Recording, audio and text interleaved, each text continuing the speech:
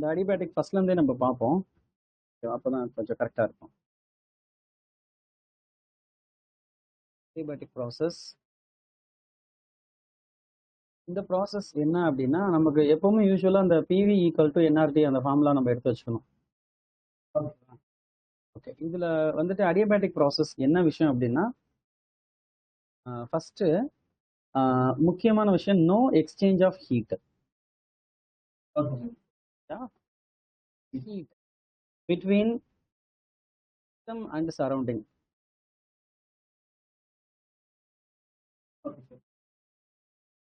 இதோட சிஸ்டம்க்கும் வெளியில இருக்கக்கூடிய என்விரான்மெண்ட்டுக்கும் இடையில என்ன ஆகாது அப்படின்னா ஒரு ஹீட் எக்ஸ்சேஞ்ச் நடக்காது. ஹீட் எக்ஸ்சேஞ்ச் நடக்காதனால என்ன ஆகுது, நமக்கு டெல்டா கியூ 0 ஆயிருது. Delta Q equal to 0. Delta Q 0. இப்போ டெல்டா கியூ 0 அப்படின்னா நமக்கு ஃபர்ஸ்ட் லா ஆஃப் தெர்மோடைனமிக்ஸ் என்னது வந்துட்டு delta Q U W. Okay, இது ஆக்சுவலி டெல்டான்னு தான் சொல்லணும். டெல் அப்படின்னா இப்படி தலைகீழா போட்டாதான் அதுக்கு பேர் டெல். மேத்தமேட்டிக்ஸ்ல இது ஒரு ஆபரேட்டர், இது ஒரு ஆபரேட்டர். டெல்டா என்ன எதை ரெப்ரசென்ட் பண்ணுது அப்படின்னா டிஃபரன்ஸ் ரெப்ரசென்ட் ஆபரேட்டர். பட் இந்த டெல் அப்படின்றது என்ன அப்படின்னா இது கிரேடியன்ட் ஆபரேட்டர். ஓகேவா, ரெண்டுமே வேற வேற. டெல்டா அண்ட் டெல், நம்ம டெல்டா தான் யூஸ் பண்றோம். இப்போ டெல்டா கியூ ஈக்குவல் டு 0ன்னு சொல்லியாச்சு அப்படின்னா இப்போ லெஃப்ட் ஹேண்ட் சைடு நமக்கு 0 ஆயிடுச்சு. இப்போ delta U plus delta W. டெல்டாக்கு பதிலாக நம்ம கூட யூஸ் பண்ணிக்கலாம். டிஃபரன்சியேஷன்ல இந்த டி யூஸ் பண்றோம் இல்லையா, அந்த டி யூஸ் பண்ணிக்கலாம். அப்போ நமக்கு இன்டர்னல் எனர்ஜி என்ன ஆகுது அப்படின்னா மைனஸ் அப்படி சொல்லலாம், or work done minus internal energy, negative of internal energy, change in internal energy அப்படி சொல்லலாம். ஸோ இது நமக்கு அந்த ப்ராப்ளமை பொறுத்து மாறிக்கும். இதுல இந்த ப்ராசஸ் நடக்கணும் அப்படின்னா இதுல நமக்கு ஒரு முக்கியமான விஷயம் என்ன சொல்லியாச்சு, நோ எக்ஸ்சேஞ்ச் ஆஃப் ஹீட் சொல்லியாச்சு. அப்ப ப்ரெஷர், வால்யூம், டெம்பரேச்சர் மூணுமே என்ன அப்படின்னா வேரியபிள். ஏதாச்சும் ஒன்று கான்ஸ்டண்டா இருக்கணும்னு நம்மளால எதிர்பார்க்கவே முடியாது. இப்போ நம்ம இந்த பிவி ஈக்குவல் டு என்ஆர்டி அப்படிங்கிற ஈக்குவேஷன் என்ன பண்ண டீயை தான் எடுத்தாகணும். இதுல எந்த ஒரு சேஞ்சுமே கிடையாது. இதுல எண்ணும் ஆறும் மட்டும்தான் கான்ஸ்டன்ட். அப்ப பிவி அது வேரியபிள் தான். ஓகேவா, சரி. இப்போ இந்த ப்ராசஸ் நடக்கணும் அப்படின்னா இதுக்கு சில கண்டிஷன்ஸ் கொடுத்துருக்காங்க. எப்படின்னு வச்சுக்கோங்க, இப்போ ஒரு கண்டெய்னர், ஒரு சிஸ்டம் இருக்கு அப்படின்னா சிஸ்டம் உள்ளுக்குள்ள அந்த அடியபேட்டிக் ப்ராசஸ் நடக்குது. இதுதான் நம்மளோட சிஸ்டம். சிஸ்டம் உள்ளுக்குள்ள நமக்கு அடியபேட்டிக் ப்ராசஸ் நடக்குது அப்படின்னா இந்த வால்ஸ் எப்படி இருக்கணும் அப்படின்னா இன்சுலேட்டரா இருக்கணும். அதாவது பர்ஃபெக்ட் இன்சுலேட்டரா இருக்கணும். பர்ஃபெக்ட் இன்சுலேட்டர்னா என்னது, அது ஹீட்டை என்ன பண்ணாது, கண்டக்ட் பண்ண விடாது. அப்ப அப்ப இந்த வால்க்கு பேர் வந்து அடியபேட்டிக் வால்னு சொல்லுவாங்க. அடியபேட்டிக் வால். அடியபேட்டிக் வால் அப்படின்னா என்னன்னா நான் கண்டக்டிங் வால். கண்டக்டிங் வால். ஐசோதெர்மல் வால் அப்படின்னா கண்டக்டிங் வால்ஸா இருக்கும். நான் கண்டக்டிங் வால் அப்படின்னா இது வந்து நமக்கு எந்த ஒரு ஹீட்டையும் எக்ஸ்சேஞ்ச் பண்ண விடாது. இந்த சர்ஃபேஸ் இல்லையா, நோ எக்ஸ்சேஞ்ச் ஆஃப் ஹீட். அப்போ நம்ம இந்த சிஸ்டம் உள்ளுக்குள்ள நம்ம பண்ண போற கம்ப்ரெஷன், எக்ஸ்பான்ஷன்ஸ் எது நம்ம பண்ணாலும் அது வந்து இன்டர்னல் எனர்ஜியை மட்டும்தான் அது என்ன பண்ணும், சேஞ்ச் பண்ணும். புரியுதா, எனர்ஜி மட்டும்தான் சேஞ்ச் பண்ணுமே தவிர அதோட ஹீட் எக்ஸ்சேஞ்ச் நமக்கு வெளியில நடக்கவே நடக்காது. அப்ப இந்த ப்ராசஸ் எப்படி நடக்கணும் அப்படின்னா சடன் ப்ராசஸ் வந்து முடிஞ்சிரும் சார். எப்படி இப்போ மேல ஹீட் கொடுக்கறோம்னா மேல மட்டும் தான் உள்ள போகாது. இல்ல நம்ம ஹீட்டே இதுல கொடுக்க போறது கிடையாது. இந்த ப்ராசஸ் பொறுத்த வரைக்கும் நம்ம ஹீட் கொடுக்கல, நம்ம அடியபேட்டிக் ப்ராசஸ் பண்றோம். அடியபேட்டிக் ப்ராசஸ் பண்ணும்போது ஆக்சுவலி இந்த ஐசோதெர்மல் அடியபேட்டிக் ப்ராசஸ் அப்படின்னா நம்ம ஹீட் எதுவுமே கொடுக்க போறது கிடையாது. ஓகேவா, நம்ம வந்து என்ன பண்ண போறோம் அப்படின்னா இப்ப முக்கியமா இந்த ஐசோதெர்மல் அடியபேட்டிக்கை பொறுத்த வரைக்கும் ஏன்னா நம்ம கம்ப்ரெஷன் எக்ஸ்பேன்ஷன்ஸ் பண்ணுவோம். Okay sir. கம்ப்ரெஷன்ஸ் எக்ஸ்பேன்ஷன்ஸ் பண்ணும்போது அதில் ஹீட் ஜெனரேட் ஆகுதா இல்லையா, டெம்பரேச்சர் சேஞ்ச் ஆகுதா இல்லையா, இல்லை ஹீட் எக்ஸ்சேஞ்ச் ஆகுதா இல்லையா, அதை வச்சு தான் நம்ம பார்க்க போகிறோம். எப்படின்னா சடன் ப்ராசஸ். என்னன்னா டைம் இதுக்கு இருக்கவே இருக்காது. டைம் நமக்கு கொடுத்தாதான் என்ன ஆகும் அப்படின்னா ஹீட் வந்து எக்ஸ்சேஞ்ச் ஆகிறதுக்கு ட்ரை பண்ணும். நம்ம ஹீட்டே எக்ஸ்சேஞ்ச் பண்ண விடாம நம்ம என்ன பண்ணிட்டு இருக்கோம் அப்படின்னா சடனா ப்ராசஸ் பண்ணும் போது என்ன ஆகும், நம்ம பண்ற ஒர்க் அப்படியே கம்ப்ளீட்டா என்னவா மாறிடும் அப்படின்னா internal energy. Okay sir. Work internal எனர்ஜியா தான் மாறுமே தவிர அது வந்து எக்ஸ்சேஞ்ச் ஹீட்டாவே அது மாறவே மாறாது. இந்த இடத்துல நம்ம டெம்பரேச்சர் கான்ஸ்டன்ட் நினைச்சுக்க கூடாது. புரியுதா? டெம்பரேச்சர் கான்ஸ்டன்ட், டெம்பரேச்சர் ஜீரோன்னு நினைச்சுக்க கூடாது. இது வந்து என்னது, ஹீட் தான் இது வந்து அடியபேட்டிக் ப்ராசஸ்ல கான்ஸ்டன்ட், எக்ஸ்சேஞ்ச் வந்து ஜீரோ. அப்போ இந்த இடத்துல டெம்பரேச்சர் என்ன ஆகும், மாறும். இப்போ நான் கம்ப்ரஸ் பண்ணா டெம்பரேச்சர் மாறும், எக்ஸ்பேண்ட் பண்ணா டெம்பரேச்சர் மாறும். அதே மாதிரி வால்யூம் டெம்பரேச்சர் என்ன ஆயிட்டு இருக்கும், மாறிக்கிட்டே இருக்கும்.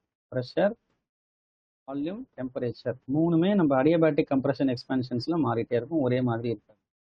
இப்போ இதுக்கு என்ன சார் ஏதாச்சும் ஈக்குவேஷன் கொடுத்துருக்காங்களா அப்படின்னா, இதுக்கு வந்து ஐடியல் கேஸ் ஈக்குவேஷன் எப்படி சேஞ்ச் பண்றாங்க அப்படின்னா PV power gamma equal to constant.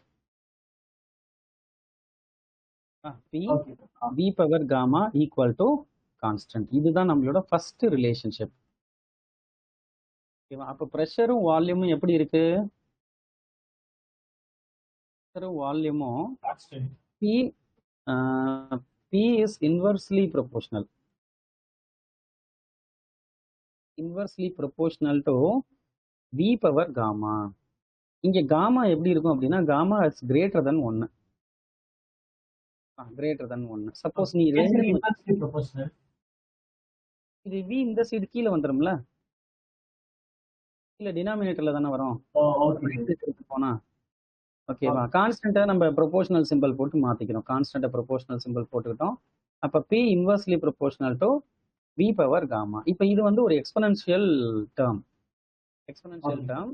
அப்ப இது எப்படின்னா ஒரு X square, X power 3, X power 4 அந்த மாதிரி ஒரு கிராஃப்.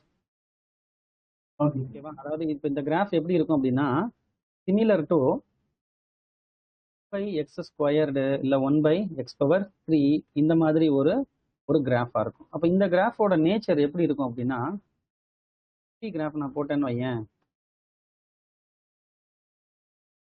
கிராஃப் எப்படி இருக்கும்னா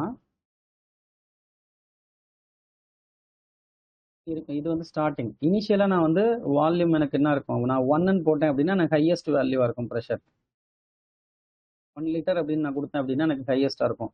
அடுத்து 2 கொடுத்தா என்ன ஆகும், ரெடியூஸ் தான் ஆகும். 3, 4, 5 நம்ம இன்க்ரீஸ் பண்ணும்போது என்ன ஆயிட்டு இருக்கும், நமக்கு வேல்யூ வந்து ரெடியூஸ் ஆகிட்டே வரும். ரெடியூஸ் ஆகிட்டு வந்து நம்ம ஃபைனலாக நமக்கு ஒரு வேல்யூ நிற்கும். பட் இது நமக்கு ஸ்ட்ரெயிட் லைன் பார்த்தோம்னா ஸ்ட்ரெயிட் லைன் கிடையாது, இது வந்து ஒரு லைன். கிராஃப் வந்து நம்மளே புரிஞ்சுதான் போடுறோம் சொன்னீங்கல்ல. ஆமாப்பா. சார் ஸ்கூல்ல வந்து நீங்க அந்த கிராஃப்ல மக்கப் பண்ணி தான் வேற சாய்ஸே இல்லை அப்படின்னு சொல்லுவாங்க. அப்படி எல்லாம் கிடையாதுப்பா. இப்போ எத்தனை தான் மனப்பாடம் பண்றது யோசிச்சு பாரு. அதாவது நம்ம வந்துட்டு 1, 2, 3 மனப்பாடம் பண்ணலாம். ஒரு டேபிள் மனப்பாடம், ஒரு குறிப்பிட்டதை மட்டும்தான் மனப்பாடம் முடியும். ஒரு சில இடத்துல நம்ம மனப்பாடம் பண்ண தேவையில்லாத இடத்துல நம்ம மனப்பாடம் பண்ண வேண்டும். எந்த கிராஃப் அவர் மனப்பாடம் பண்ணிக்க சொன்னாரு? அந்த பிவி, பிடி, அப்புறம் டெம்பரேச்சர் வால்யூம் கிராஃப். யூஸ்வலா டீச்சர்ஸ் சம்டைம்ஸ் வந்து ஏன் மனப்பாடம் பண்ண சொல்றாங்கன்னா பிரச்சனை வராம நீங்க வந்து மிஸ்டேக் இல்லாம எழுதணுங்கிறதுக்காக மனப்பாடம் பண்ண சொல்லியிருப்பாங்க. இதுக்கு வந்து நம்ம கம்பல்சரி மனப்பாடம் பண்ணணும்னு அவசியம் இல்லை. இதுக்கு வந்து நமக்கு ரூல்ஸ் யூஸ் பண்ண. நான் சொன்ன ரூல் உனக்கு புரிஞ்சுதா? அது first isothermal process, isobaric process, அந்த கிராஃப் எப்படி நம்ம பிளாட் பண்ணணும்ட்டு ஒரு லாஜிக் புரிஞ்சது இல்லையா உனக்கு? அது புரிஞ்சுது சார். அப்போ மனப்பாடம் பண்ண தேவையில்லை. ஆனா சம்டைம்ஸ் வந்து யோசிக்கும் கன்ஃபியூஸ் ஆகிறதுக்கு வாய்ப்பு இருக்க தான் செய்யும். பட் இருந்தாலும் நம்ம கொஞ்சம் கேர்ஃபுல்லா இருந்தோம் அப்படின்னா எல்லாத்தையும் மனப்பாடம் பண்ண முடியாது. அதுதான் பிரச்சனை. இப்ப நான் இதே சொல்றேன். இப்ப நான் இந்த ரிலேஷன்ஷிப் புரிஞ்சிருச்சு இல்லையா? இது எப்படி பேட்டர்ன் இருக்குன்னு நான் பார்க்க சொல்லிட்டேன். அதாவது P inversely proportional to V power gamma அப்படின்றது இங்க காமா கிரேட்டர் தென் 1ன்ற கண்டிஷன் சொல்லியாச்சு. காமா வந்து ஒரு ஃபார் எக்ஸாம்பிள் காமா வந்து ஒரு 2 இருக்குன்னே வச்சுக்கோமே. 2 இருக்காது, அது புள்ளி வச்ச நம்பரா தான் இருக்கும். 2.4, 2.3 இந்த மாதிரி தான் நமக்கு இருக்கும். 4க்கு பதிலாக நான் 2னே வச்சுக்கிறேன். இப்போ 1/v². ஓகேவா? இப்போ 1/v² என்ன வரும்? இப்போ 1 போட்டால் 1 வருமா? 2 போட்டால் 1/4 வரும். 3 போட்டால் 1/9 வரும். அப்போ என்ன ஆகிட்டு இருக்கு? குறைஞ்சிக்கிட்டே வருமா? ஆமாம் சார். அப்போ இந்த பிளாட் பண்ணோம் அப்படின்னா இந்த மாதிரி ஒரு கர்வ்டாக நமக்கு கிடைக்கும். இன்ஃபினிட்டியில் போய் 0 ஆகும். ஓகே. புரியுதா? புரியுது. இப்போ இது வந்துட்டு என்னன்னா Pக்கும் Vக்கும் இடையில இருக்கக்கூடிய ரிலேஷன்ஷிப். ஓகேவா? அடுத்து Tக்கும் இடையில இருக்கக்கூடிய ரிலேஷன்ஷிப். ஓகேவா? Pக்கும் Tக்கும் இடையில இருக்கக்கூடிய. அப்போ நம்ம V என்ன பண்ணணும்? V எலிமினேட் பண்ணணும். Okay sir. இந்த ஈக்குவேஷன்ல இருந்து V எப்படி எலிமினேட் பண்றது? இப்போ இந்த இடத்துல இந்த ஈக்குவேஷன் எடுக்கக்கூடாது. இதை அப்படியே எடுத்துக்குவோம். PV² காமாவை அப்படியே எடுத்துக்கிறோம். Okay sir.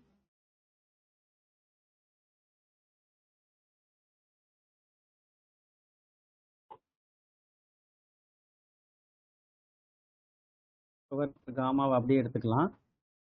ஈக்குவல் டு கான்ஸ்டன்ட்னு வச்சுக்கலாம். Okay sir. இப்போ என்ன பண்ண போறோம் அப்படின்னா just PV equal to RT அந்த ஃபார்முலாவை எடுத்துக்கணும். Okay sir. இப்போ நான் எதை எலிமினேட் பண்ண சொல்லியிருக்கேன்? V. அப்போ V equal to RT divided by P.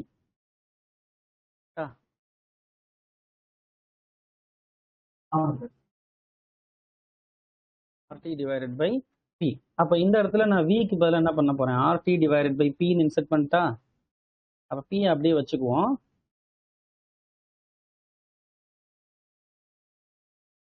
வருதாப்பா? வருது சார். ஆகுது.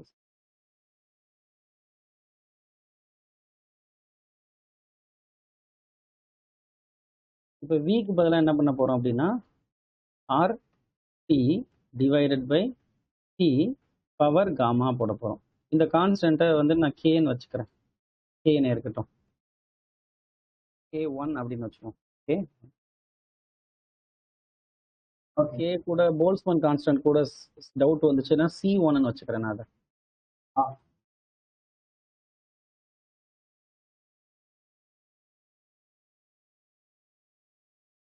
ஓகே. இப்போ இந்த பவரை உள்ள இன்சர்ட் பண்ணுவோம்.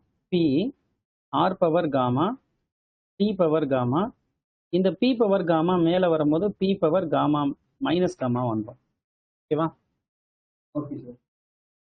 Power minus gamma. இல்லை எனக்கு டவுட் வருது அப்படின்னா கீழேயே போட்டுக்குவோம். Power gamma equal to C1 எடுத்துக்கிறேன். இப்போ இந்த R பவர் காமா இருக்கு இல்லையா, அதை எடுத்துகிட்டு போய் இந்த சைடு தூக்கி போட்டுக்கலாம். ஏன்னா அது இதுவும் கான்ஸ்டன்ட் இதுவும் கான்ஸ்டன்ட் தானே. அப்போ அது தூக்கி அந்த சைடு கொண்டு போயிடலாம். P பவர் காமாவும் மேலே எடுத்துப்போம். இங்கே Pக்கு பவர் 1 தானே இருக்கு. P பவர் 1 இருக்கு. இப்போ P பவர் 1 மைனஸ் காமா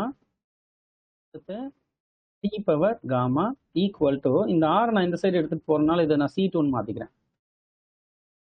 அதே கான்ஸ்டன்ட் கிடையாது, இது வேற கான்ஸ்டன்ட். பட் சிம்பிளா நம்ம இதை என்ன சொல்லிக்கலாம்? இதையும் ஒரு கான்ஸ்டன்ட் தான் சொல்ல போறோம். சரி, ஏன்னா கான்ஸ்டன்ட்டை மல்டிப்ளை பண்ணாலும் அது கான்ஸ்டன்டா தான் ஆகும். எனக்கு Pக்கும் Tக்குமான ரிலேஷன்ஷிப் என்ன? PTயோட ரிலேஷன்ஷிப் என்ன அப்படின்னா P1 minus gamma power gamma equal to a constant. இதா second relationship. First PV power காமாவோட ரிலேஷன்ஷிப் நமக்கு ஜெனரல் ரூல் அது கொடுத்துருக்காங்க. அடுத்து செகண்ட் ரூல் என்னது? Pக்கும் Tக்கும் இடையில இருக்கக்கூடிய ரிலேஷன்ஷிப். இப்போ இதோட கிராஃபை நம்ம வரைஞ்சு பார்ப்போம்.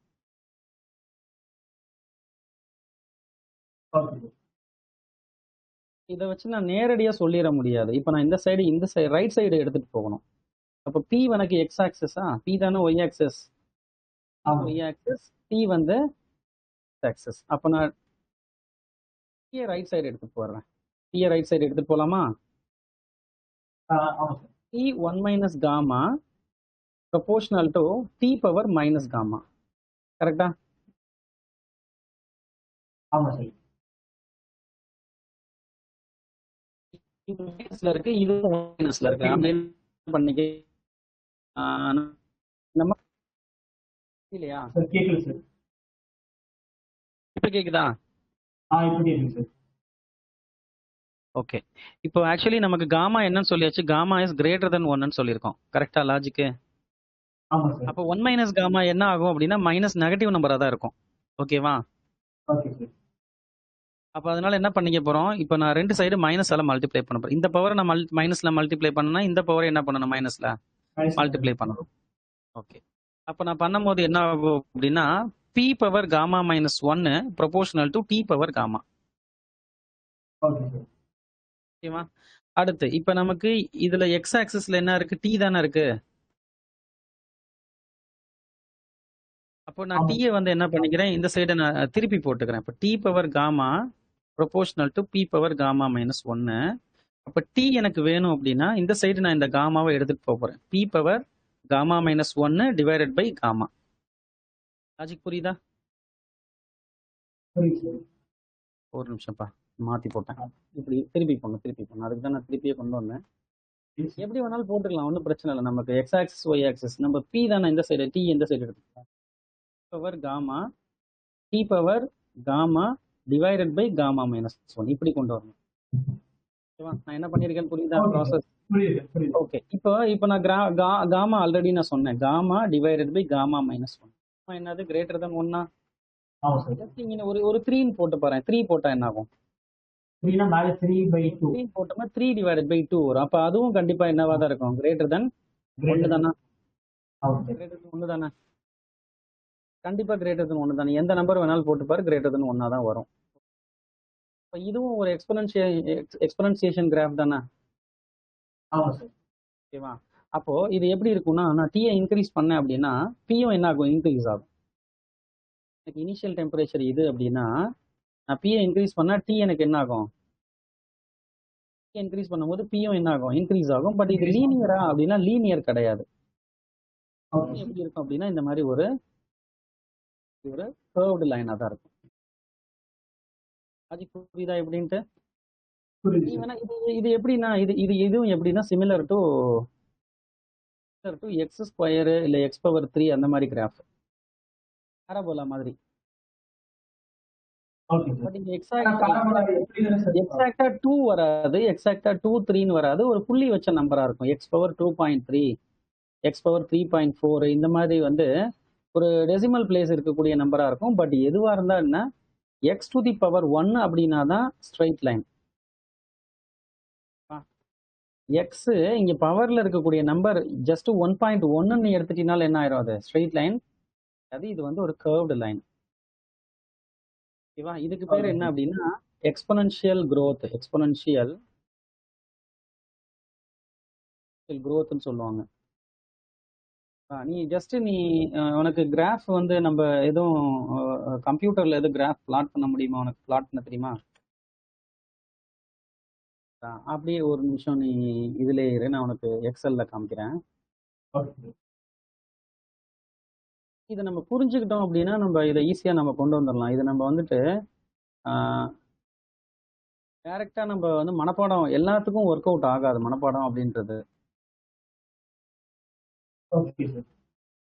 ஜஸ்ட் இப்போ நான் என்னன்னா நமக்கு தெரியும் ஜஸ்ட் கிரேட்டர் தென் 1 அப்படின்னாவே அது வந்து எந்த நம்பரா வேணாலும் இருக்கலாம், 2 3 4 5 வேணாலும் இருக்கலாம், வச்ச நம்பராகவும் இருக்கும். ஓகேவா? அதுதான் நமக்கு விஷயம். இப்போ யூஸ்வலா நம்மளோட காமா வேல்யூ எப்படி வருது, 4/3 5/3 ஒரு 1.66 2.4 2.4 அந்த மாதிரி நம்பரா தான் வருது.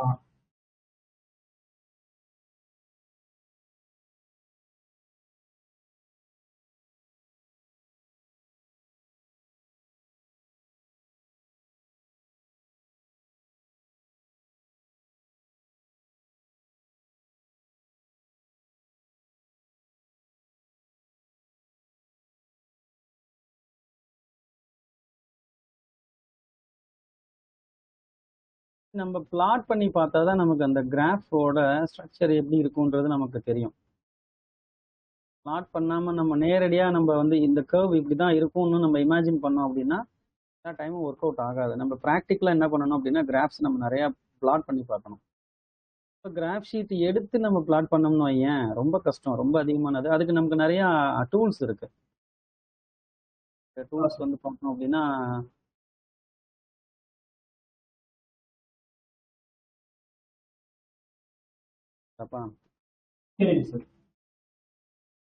ரொம்ப ஹேங் ஆகுது. ஒரு 11 11 அப்டேட் ஆகல சார் உங்களுக்கு.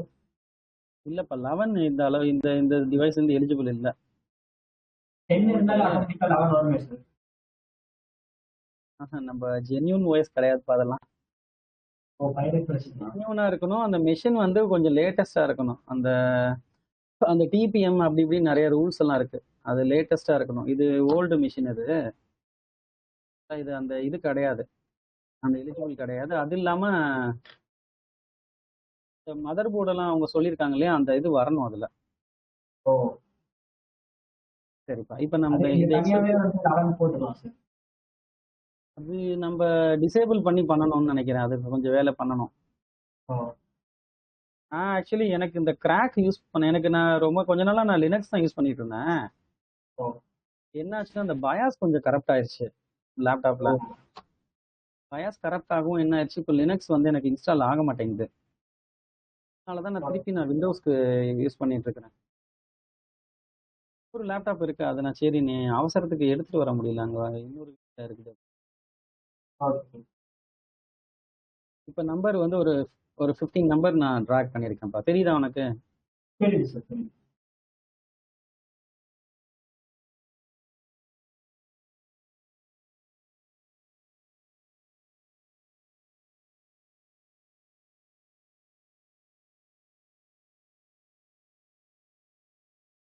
பட்டன் ப்ரெஸ் பண்ண வேண்டியதா இருக்கு ஒவ்வொரு தடவையும். சிஸ்டம் அது ஆக்சுவலி அந்த அப்டேட் இன்னும் முடியல, அதுதான் பிரச்சனையா இருக்கு. அப்டேட் இன்னும் ஆயிடுச்சுன்னா பிரச்சனை இல்லை. இன்னும் ஆகல நேத்துல இருந்து. அது என்ன ஆகுதுன்னா, நம்ம ஆஃப் பண்ணிட்டு ஆன் பண்றோம் இல்லையா, ஆமா சார். அதனால அதுல எரேஸ் ஆயிருதான்னு தெரியல. சடன் பண்ணக்கூடாது சார். ஸ்லீப்ல தான் ஆ, இல்ல நேற்றுக்கு நைட் நான் சரி கொஞ்ச நேரம் பார்த்தேன். அது தூங்கும் போது சரி ஆஃப் பண்றோமா ஆஃப் பண்ணிட்டேன். ஓ என்ன பண்ண போறோம், இப்ப இந்த 1 2 3 4ல 15 வரைக்கும் ஒரு நம்பர் போட்டிருக்கிறோமா, இது என்ன பண்ண ஆமா சார். போறோம், 1 டிவைடட் பை காமா அப்படின்ற மாதிரி போட போறோம். இப்போ இதை நம்ம வீன்னு எடுத்துக்கிறோம். எஃப் சீரீஸ்ல இருக்க நம்பர் அந்த 1 to 15 வந்து அதை என்ன பண்ண போறோம்னா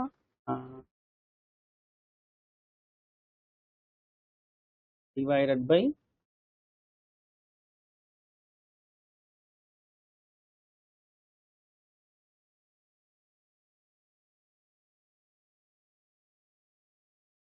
இப்போ யூஸ்வலா நமக்கு காமா நம்பர் என்ன வரும், ஒரு 2.3 வருமா, 1.6ன்னு ஒரு நம்பர் இருக்கு இல்லையா காமால, ஆமா சார். இந்த நம்பரை போட்டுக்குவோம். ஓகேவா, 1.6 நம்பரை போட்டுக்குவோம். Okay sir.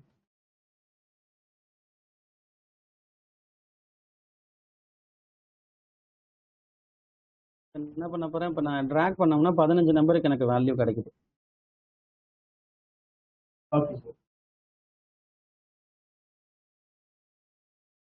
ரொம்ப பெரிய நம்பரா இருக்கு. 0.1 0.2 0.3 0 ஆயிடுச்சு அது. இப்போ பாருப்பா, இப்போ நம்ம என்ன பண்ணியிருக்கிறோம்னா பிவி கிராஃப், அந்த கிராஃப்னு வச்சுப்போம். இதை பிவி கிராஃப் பார்த்தோம் இல்லையா, ஆமா சார். இங்க நம்ம பார்த்தோம் பாரு ஃபர்ஸ்ட் இந்த பிவி கிராஃப் என்ன 1/v பவர் காமா. ஓகேவா, இப்போ இந்த காமாக்கு பதிலாக என்ன எடுத்துக்கிறோம், 1.6 எடுத்துருக்கோம். ஓகேவா, இப்போ நான் இந்த நம்பர் பிளாட் பண்ணியிருக்கேன். இப்போ இது நான் வந்து கிராஃப் போட்டு காமிக்கிறேன் பாரு.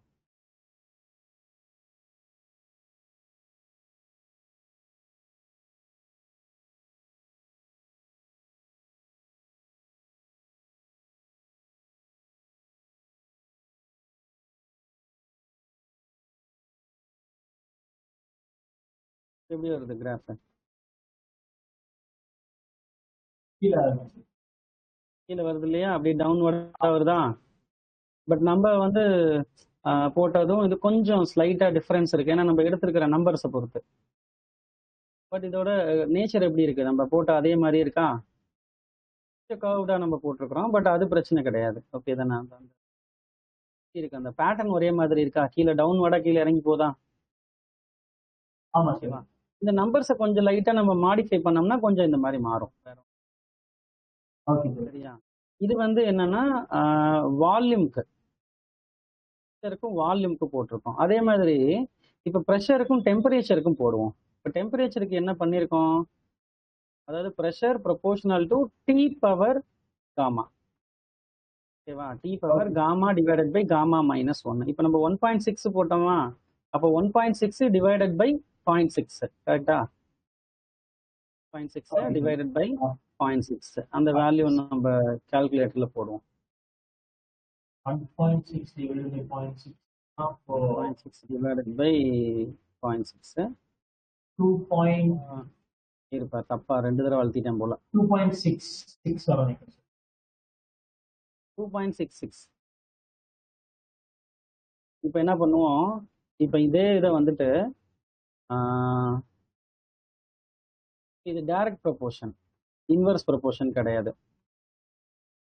ஓகேவா? ஏன்னா அது மேல தானே இருக்கு, டைரக்ட் ப்ரொபோர்ஷன்ல தானே இருக்கு, இன்வெர்ஸ் ப்ரொபோர்ஷன் கிடையாது இல்லையா, டைரக்ட் ப்ரொபோர்ஷன். இப்போ இந்த எக்ஸ் ஆக்சிஸ்ல இருக்கிற நம்பர்ஸ் வந்து எப்பவுமே ஒரே மாதிரி இருந்துட்டு போதும், அதை நம்ம மாற்ற தேவையில்ல. 0.66 போல 2.6. இப்போ நான் போடுறேன், இப்போ இந்த ட்ராக் பண்ணி விடுறேன், என்ன வருதுன்னு பார்ப்போம்.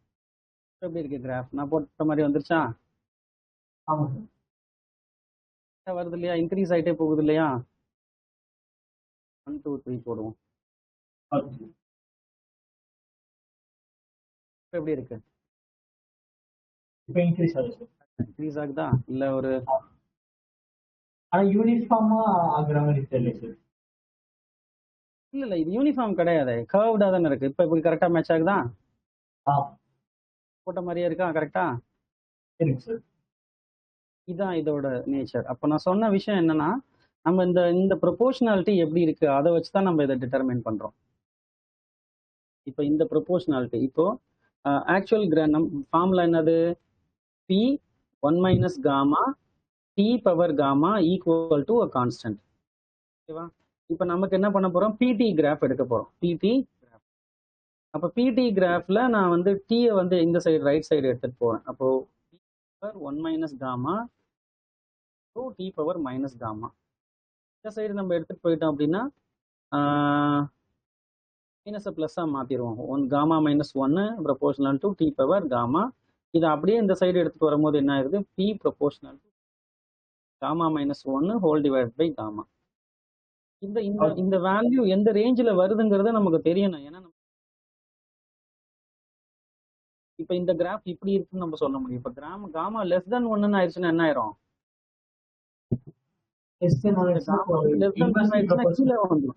கீழே வந்துடும். அப்ப கிராஃப் வந்து இப்படி கீழே இறங்க ஆரம்பிச்சிடும். Inversely proportional. ஓகே, இப்போ நமக்கு பிவியோட ரிலேஷன்ஷிப் எப்படின்னு புரிஞ்சிருச்சு. அடுத்து பிடியோட ரிலேஷன்ஷிப்பும் நமக்கு தெரிஞ்சிருச்சு. அடுத்து வந்து விடியோட ரிலேஷன்ஷிப். தேர்ட் வரக்கூடிய என்னது, விக்கும் டிக்கும் இடையில இருக்கக்கூடிய relationship. Actually PV power gamma equal to constant. Constant 1. நான் என்ன சொன்னேன், இப்போ விடி இருக்கு, அப்போ PV equal to RT formula இருக்கும். நமக்கு எதுதான் வேணும், வியும் டியும் தான் வேணும். அப்போ பி என்ன பண்ணிக்கணும், எலிமினேட் பண்ணணும். ஆர்டி டிவைடட் பை வி, அதை எடுத்துட்டு வந்து இங்கே இன்சர்ட் பண்ணணும். RT divided by V, V power gamma proportional to C constant, sorry equal to constant. இப்போ இந்த ஆர் எந்த சைடு எடுத்துட்டு போயிடலாமா, சைடு. இந்த வியை வந்து மேல எடுத்துட்டு போயிடலாமா. மேல எடுத்துட்டு போயிட்டா என்ன ஆகும் அப்படின்னா, T V power gamma minus 1 equal to a constant. ஓகேவா? T V power gamma minus 1. இந்த வி இந்த வி பவர் 1 தானே. அப்ப மேல போகும்போது என்ன ஆகும், காமா மைனஸ் 1 வந்துருமா. இப்ப புரியுதா எப்படின்னு? டவுட் இல்லையே. அப்போ நமக்கு விடியோட ரிலேஷன்ஷிப் என்னது, டி பவர் 1 தான், V power gamma minus 1 equal to constant. ஓகேவா? இப்போ நம்ம என்ன பண்ண போறோம், கிராஃப் வரைய போறோம். எதுக்கு, நெக்ஸ்ட் பார்க்க போற கிராஃப் வந்துட்டு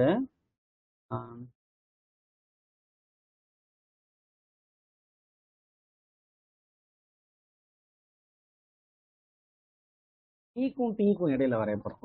வி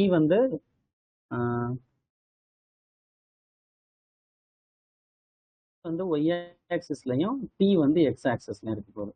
அப்போ டீயை நான் ரைட் சைடு எடுத்துட்டு போயிடுறேன். ஓகேவா? அப்போ V power gamma minus 1 inversely proportional to T. கரெக்டா? Okay inversely proportional to T. அப்போ இன்னும் நெக்ஸ்ட் என்ன பண்ண போறோம்? டீயை மேலே ஏற்றணும். v பவர் காமா மைனஸ் ஒன்னு proportional to T power minus one. கரெக்டா? பவர் மைனஸ் இல்லை அப்படி இருந்துச்சுன்னா கூட டவுட் அப்படியே கூட வச்சுக்கலாம். இந்த காமா மைனஸ் ஒன்னு நம்ம என்ன பண்ணுறோம்? ரைட் சைடு எடுத்துட்டு வருவோம். டி அப்படியே இருக்கட்டும். காமா மைனஸ் ஒன்னு கீழே எடுத்துட்டு வந்தா என்ன ஆயிரும்? டி பவர் 1 மைனஸ் அதாவது 1 divided by gamma minus one கிடைக்கும்.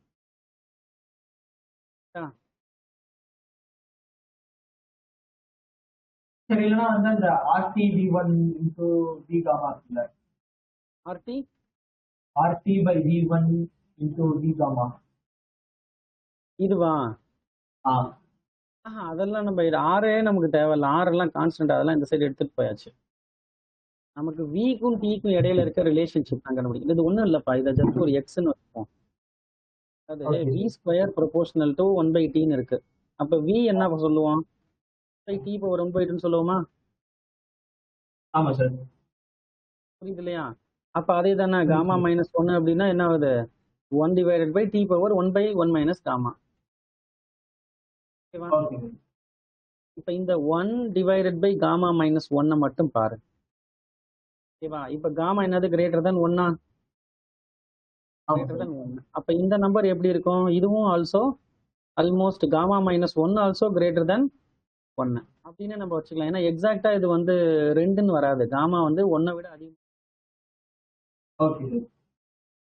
1 விட அதிகமாக தான் இருக்கும். அப்போ இந்த இந்த ஹோல் டேர்மும் வந்து எப்படி இருக்குது அப்படின்னா நமக்கு வந்து எப்படி இருக்குன்னு வச்சுக்கோங்க, அதே மாதிரி ஒரு 1/x² அந்த மாதிரி ஒரு நேச்சர்ல தான். Okay sir.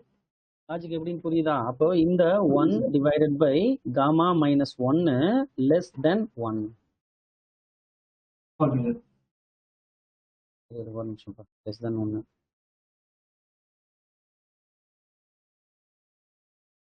அதாவது இங்க பவர்ல இருக்கக்கூடியதை பார்க்கணும். பட் அது வந்து நெகட்டிவ் நம்பரா பாசிட்டிவ் நம்பரா? Positive sir.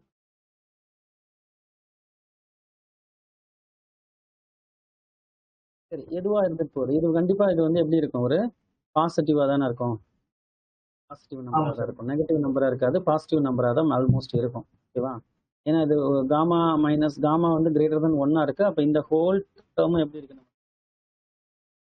இந்த கிராஃப் எப்படி இருக்கு அப்படின்னா, இப்போ v proportional to 1/t power 1 gamma minus 1 அப்படின்றது டு ஃபர்ஸ்ட் பார்த்த மாதிரி தான் 1/x² மாதிரி தான் இந்த கிராஃப். இப்போ நமக்கு இதுவும் எப்படி தான் ஆகும் அப்படின்னா, இதே மாதிரி கீழே கொஞ்சம் கொஞ்சமா குறைஞ்சிட்டு வந்து இப்படி தான் வரும். இந்த கிராஃபும் அப்படி இதே மாதிரி ப்ராசஸ். புரியுதா? இதுவும் என்னது? இன்வெர்ஸ் ப்ரொபோர்ஷன் தான். இப்போ இது வந்து மேலே பாசிட்டிவ்ல மேலே போகாது, இன்க்ரீஸ் ஆகிறதுக்கு வாய்ப்பு இல்லை, டிக்ரீஸ் தான் ஆகும். இதுவும் ஒரு ஒரு என்ன சொல்றது, ஒரு பவர்ல இருக்கக்கூடிய ஒரு எக்ஸ்பொனென்ஷியல் டீகே,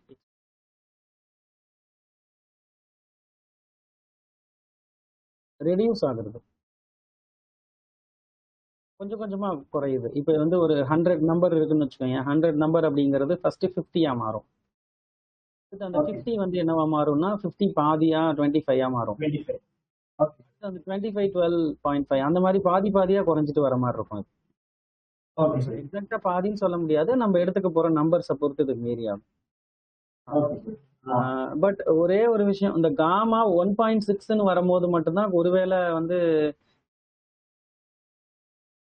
எந்த நம்பர் போட்டாலும் அப்படிதான். ஜஸ்ட் நம்ம பிளாட் பண்ணி பார்ப்போம். இதையும் வேணா நம்ம இது காமாக்கு பதிலா வந்து நான் வந்து 1.6ன்னு எடுத்துக்கிறேன். 1.6ன்னு எடுத்துட்டோம்னா என்ன வரும்? எடுத்தோம்னா 1 டிவைடட் பை 1.6 மைனஸ் 1 போட்டோம்னா 1 டிவைடட் பை 0.6 வரும். 0.6ங்கிறது கிரேட்டர் தென் 1 தானே? ஆமா சார். லாஜிக் புரியுதா? அப்போ டி அதாவது T power greater than 1 number ஒன்று இருக்கும். அதுவும் அந்த x² சிமிலரா தானே இருக்கும். ஆமா சார். 4.3 எடுத்துப்போம். 4.3 எடுத்துட்டோம்னால என்ன வரப்போகுதுன்னா 1 டிவைடட் பை 4.3 மைனஸ் 1 எடுத்தோம்னா கிடைக்கும். பட் இது வந்து நெகட்டிவ்ல இருக்கா? பாசிட்டிவ்ல தானே இருக்கு, பாசிட்டிவ் தான் சார். பாசிட்டிவ்ல தான் இருக்கு. அப்போ இது கண்டிப்பா என்னதான் ஆகும்னா குறைய தான் செய்யுமே தவிர கண்டிப்பா கூடவே கூடாது. Okay sir. இதுதான் கூடவே கூடாது. அப்ப நமக்கு இதோட ரேஷியோ, இதோட இன்வர்ஸ் என்ன ஆகும் அப்படின்னா அதுவும் குறைஞ்சுக்கிட்டே தான். ஓகே அப்ப சார். இந்த விஷயத்த நம்ம மைண்ட்ல வச்சுக்கணும். அப்ப டி வி பவர் காமாவோட கிராஃப் என்னது, டிக்ரீஸ் தான் ஆகும். ஆக 3 கிராஃபை நம்ம இப்படிதான் நம்ம புரிஞ்சுக்கணும். ஓகேவா? மனப்பாடம் பண்றது பிரச்சனை கிடையாது, ஒன்றும் ப்ராப்ளம் இல்லை. பட் இருந்தாலும் நம்ம அது கூட ரீசன் தெரிஞ்சிருச்சு அப்படின்னா இன்னும் கொஞ்சம். ஓகே அப்ப சார். இந்த 3 ரிலேஷன்ஷிப்பை மட்டும் இன்னும் கொஞ்சம் நம்ம என்னது, P V power gamma equal to constant. ஓகேவா? செகண்ட் என்ன டேர்ம் வந்துச்சு? செகண்ட் பி என்னது, P one minus gamma, P one minus gamma minus gamma P power gamma equal to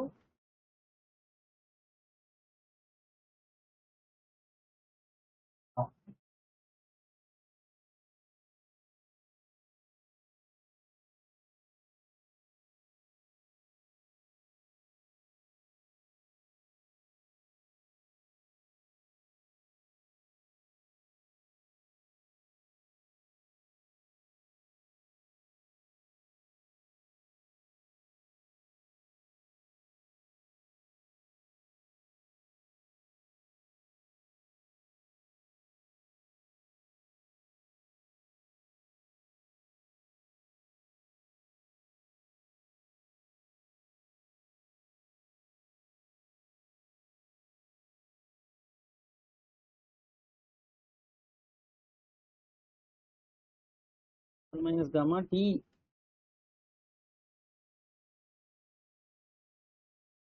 equal to constant. இப்போ கடைசியா நம்ம பார்த்தது என்னது அப்படின்னா T T square gamma minus T gamma minus one, T gamma minus one equal to constant. இந்த 3 equation நமக்கு கண்டிப்பா தெரிஞ்சிருக்கணும். நமக்கு மற்ற இடத்துலலாம் இந்த மாதிரி பிரச்சனையே கிடையாது. ஏன்னா ஒவ்வொன்றுத்துக்கும் ரிலேஷன்ஷிப் இருக்கு. அதாவது பிக்கும் விக்கும் ரிலேஷன்ஷிப் இருக்கு, பிக்கும் டிக்கும் இருக்கு, அடுத்து விக்கும் டிக்கும். மூணு கண்டிஷனுமே நமக்கு அப்ளை ஆகுது. Okay sir. ஏன்னா நமக்கு 3மே வேரியபிள் அப்படிங்கறனால 3த்துக்கும் ஒண்ணுக்குள்ள ஒண்ணு என்ன இருக்கு, ரிலேஷன்ஷிப் இருக்கு. Okay sir. இந்த 2 பேர் எடுக்கும் போது நம்ம டெம்பரேச்சரை கன்சிடர் பண்ண மாட்டோம். பட் இந்த பேருக்கு கரஸ்பாண்டிங்கா ஒரு டெம்பரேச்சர் கண்டிப்பா இருக்கு. இது அதாவது okay. T1 V1 power gamma அப்படின்னு நான் ஒரு டேர்ம் எடுத்துக்கிறேன் அப்படின்னா அங்க எனக்கு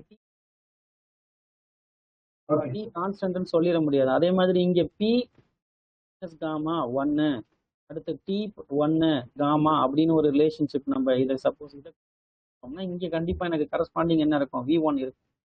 எல்லா இடத்துலயும் நம்ம கான்ஸ்டன்ட் கண்டிப்பா சொல்லிட முடியாது. ஓகேவா?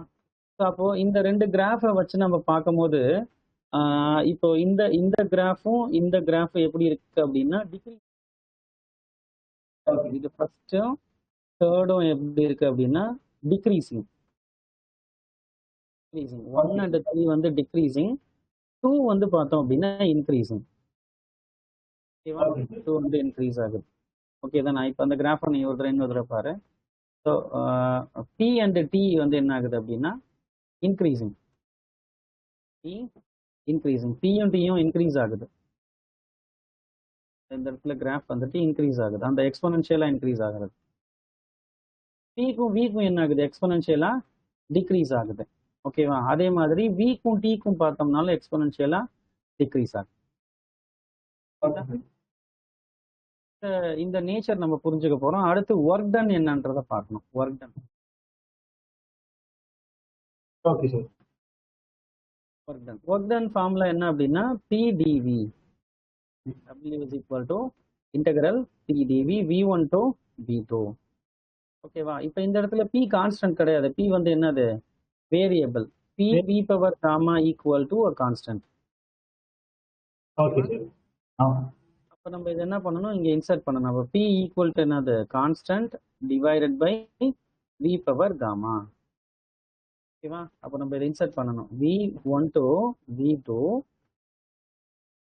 என்ன பண்ண போறோம், constant divided by V power gamma into dV.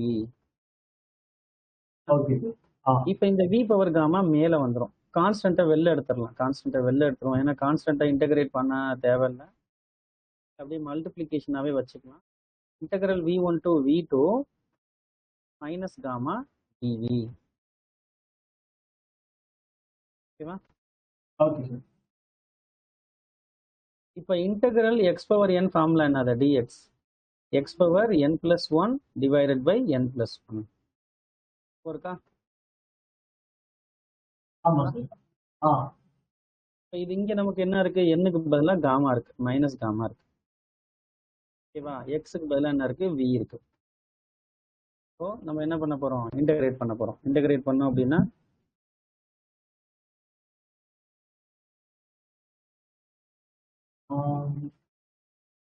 Constant அப்படியே வச்சுக்கலாம். கான்ஸ்டன்ட் அப்படியே வச்சுக்கிட்டு இன்டெகிரேட் பண்ணோம் அப்படின்னா v power minus gamma plus one divided by gamma minus gamma plus one to v2.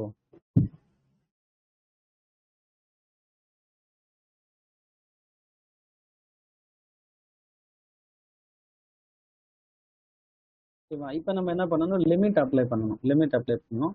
அதுக்கு சரி, கான்ஸ்டன்ட் அப்படியே இருக்கட்டும். கான்ஸ்டன்ட்டை நம்ம இன்சர்ட் பண்ணணும். இப்போ லிமிட் அப்ளை பண்ணுவோம். 2 minus gamma plus one divided by இந்த 1 மைனஸ் காமான்னு மாற்றிக்கலாம். 1 மைனஸ் காமா, அடுத்து மைனஸ் இன்சர்ட் பண்ணணும்.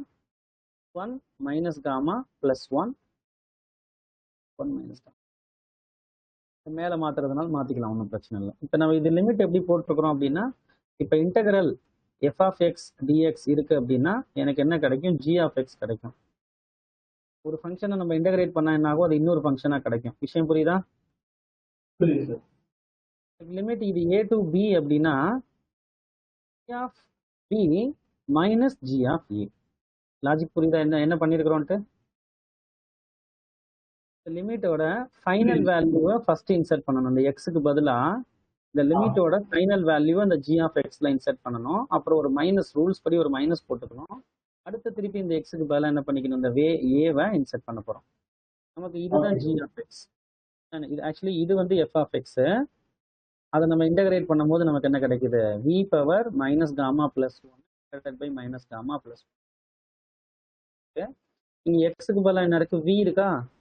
இந்த விக்கு பதிலாக இங்க எக்ஸுக்கு பதிலாக பி இன்சர்ட் பண்றோம். அந்த மாதிரி இங்க என்ன இருக்கு? நமக்கு v2 இருக்கா? அதனால v2 இன்சர்ட் பண்ணி அடுத்து மைனஸ் போட்டுட்டு இங்க v பதிலாக என்ன இருக்கு? v1 இன்சர்ட் பண்ணுறோம்.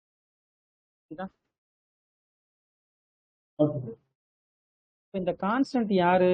p v power gamma equal to constant. கரெக்டா? இப்போ இதுல முக்கியமான விஷயம் என்னன்னா, நான் p1 v1 gamma equal to p2 v2 gamma இதோட சீரீஸ். ஓகேவா? அப்ப நான் கான்ஸ்டன்ட் என்ன பண்ண போறேன்? உள்ள மல்டிப்ளை பண்ண போறேன். உள்ள மல்டிப்ளை பண்ணுவோம். Constant times v2 1 minus gamma வச்சுக்குவோம் divided by 1 minus gamma.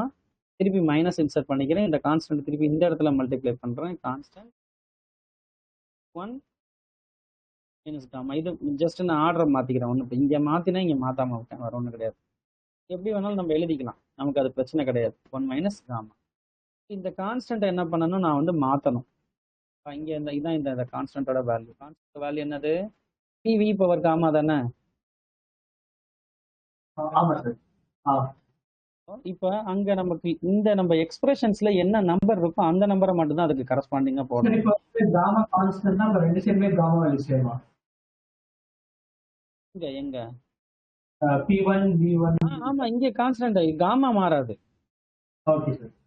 Gamma வந்து ஃபிக்ஸட் வேல்யூ தான் எப்பவுமே. ஒரு அடியபேட்டிக் ப்ராசஸ்ல நம்ம என்ன கேஸ் எடுத்துக்க போறோமோ அதை பொறுத்து காமா வேல்யூ ஃபிக்ஸட் தான்.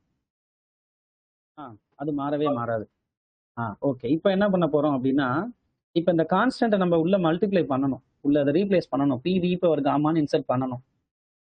பட் அதுல முக்கியமான விஷயம் இங்க என்ன நம்பர் இருக்குன்னு பார்க்கணும். என்ன நம்பர் இருக்கு? 2 இருக்கா? ஆமா சார். அதனால நான் என்ன பண்ணிக்க போறேன்? p2 v2 நான் இந்த இடத்துல எடுத்துக்கணும்.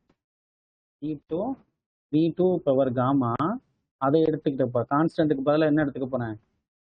காமா போட்டு இந்த மீதி ரிமைனிங் என்ன இருக்கோ அதை அப்படியே எழுதிக்க போறோம். v2 divided by 1 minus gamma. N logic என்னன்னு புரியுதா? புரியுது சார். ஏன்னா இங்க என்ன நம்பர் இருக்கோ அதே நம்பர் தான் எடுக்கணும். பஸ் ரெண்டுமே ஒண்ணுதான். நீ p1 v1 காமானாலும் p2 v2 காமானாலும் அது ரெண்டோட வேல்யூ என்னவா தான் இருக்கும்? அதான் இருக்கும். நம்ம இங்க நம்பர்ஸை எலிமினேட் பண்றதுக்காக என்ன பண்றோம்? கரஸ்பாண்டிங்கா என்ன நம்பர் இருக்கோ அதை நம்ம உள்ள இன்சர்ட் பண்றோம். அப்ப அதே மாதிரி இந்த கான்ஸ்டன்ட்க்கு பதிலாக என்ன எடுக்கணும், இங்க 1 இருக்கு இல்லையா, அதனால நான் P1 காமா 1 V1 காமா அதை எடுத்துட்டு இந்த நம்பர்ஸ் அப்படியே மல்டிப்ளை பண்ணிக்க போறேன். V1 1 minus gamma divided by 1 minus gamma. இங்க பாரு, இங்க இங்க V1 காமா இருக்கா, V1 1 மைனஸ் காமா இருக்கா. அப்ப இந்த V1 காமாவும் இந்த காமாவும் என்ன இருக்கேன், அதே மாதிரி இந்த V2 காமாவும் இந்த காமா. ஏன் இந்த இப்ப ஏன் நான் ஒரே மாதிரி பேரா எடுக்க சொன்னேன்னு புரியுதா? மாத்தி எடுத்தா என்ன ஆகும், ஆகாது, இன்னும் கொஞ்சம் பெரிய ஈக்குவேஷனா வரும். பட் நமக்கு அது வேஸ்ட். நம்பர் போட்டா கரெக்டா ஆன்சர் கரெக்டா தான் வரும். இந்த நம்பர் V1 காமா போட்டு நம்ம நம்பர் போட்டு இன்சர்ட் பண்ண ஆன்சர் கரெக்டா. பட் இந்த மாதிரி எலிமினேஷன் பண்ணிட்டோம் அப்படின்னா ஈஸியா ரிமைனிங் டேர்ம்ஸ் நீ எடுத்து பாரு. 1 மைனஸ் காமா கீழே காமனா இருக்கா, மைனஸ் காமா காமனா இருக்கு. இங்க P2 V2 ரிமைனிங் இருக்கு, P2 இங்க என்ன ரிமைனிங் இருக்கு, P1 V1. இதுதான் நம்மளோட ஒர்க் டன். அப்ப அடியாபேட்டிக் ப்ராசஸோட ஒர்க் டன் ஃபார்முலா என்னது, P2 minus P1 V1 divided by 1 minus gamma. இதை நம்ம மெமரி பண்ணிக்கலாம், ஒன்றும் பிரச்சனை இல்லை. பட் எப்படி வந்ததுன்னு தெரிஞ்சிருச்சு அப்படின்னா நம்ம ஃபியூச்சர்ல சப்போஸ் மறந்துருச்சு, எக்ஸாம்ல மறந்துருச்சு அப்படின்னா என்ன பண்ணிக்கலாம், ஜஸ்ட் சைட்ல டிரைவ் பண்ணிக்கலாம். இந்த ஈக்குவேஷன்லாம் நமக்கு டெரிவேஷன் பண்றதுக்கு வாய்ப்பு இருக்குதோ எல்லாத்தையும் நம்ம என்ன பண்ணிக்கலாம், டெரிவேஷன்ல கத்துக்கணும். அப்போதான் நமக்கு தியரி பேஸ்ட் எக்ஸாமுக்கும் நமக்கு போர்டு எக்ஸாமுக்குலாம் நமக்கு இதான் நமக்கு கன்வீனியன்ட்டா இருக்கும். ஏன்னா நீட் பேஸ்டுங்கிறது வேற, இருந்தாலும் நம்ம இது எழுதணும் இல்லையா, தியரி எக்ஸாம். தியரி எக்ஸாம் நம்ம எழுதி தான் ஆகணும், ஓகேவா. போர்டு எக்ஸாம் ஆரம்பத்துல இருந்தே பண்ணணும். சம்டைம்ஸ் நம்ம இந்த டெரிவேஷன் பண்றதுனால தப்பு கிடையாது. ஃபைனல் ஆன்சர் மனப்பாடம் பண்ணிக்கும், அது பிரச்சனை இல்லை. சரி, இப்போ இந்த ஈக்குவேஷன் இருக்கு இல்லையா, இதுதான் நமக்கு ஒர்க் டனோட ஈக்குவேஷன். பட் இது ஒரு ஈக்குவேஷன் மட்டும் கிடையாது. ஏன்னா நமக்கு ஃபார்ம்ஸ் இருக்கு இல்லையா, இந்த கண்டிஷன்ஸ் PV பவர் காமா அப்படின்றது கான்ஸ்டன்ட். அதே மாதிரி இங்க என்ன இருக்கு, 1 மைனஸ் காமா அந்த மாதிரி எல்லாம் இருக்கு இல்லையா. ஸோ அந்த கண்டிஷன்ஸ் இருக்கிறனால இந்த ஈக்குவேஷன்ஸை நம்ம அப்படியே யூஸ் பண்ணணும்ட்டு அவசியம் இல்லை. இதை நம்ம டீயோட டேர்ம்ல என்ன பண்ணலாம், இதை மாத்தலாம். அது புரியுதா, டீயோட டேர்ம்லயே மாற்ற முடியும். டீயோட டேர்ம்ல எப்படி மாத்துறது அப்படின்னா, சிம்பிளா நமக்கு ஈக்குவேஷன் என்னது, NRT, அதுக்கு போயிடுவோம். அதுல போயிட்டு நம்ம என்ன பண்ணிக்கலாம் அப்படின்னா ரீப்ளேஸ் பண்ணிக்கலாம். அதுல ரீப்ளேஸ் பண்ணிட்டோம் அப்படின்னா, ஒரு நிமிஷம்,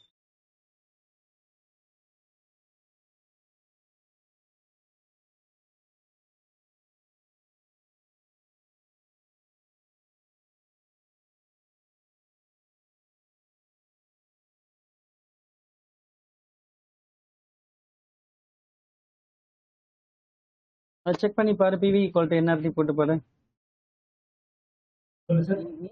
equal to NRT. P1 V1 equal to NRT1.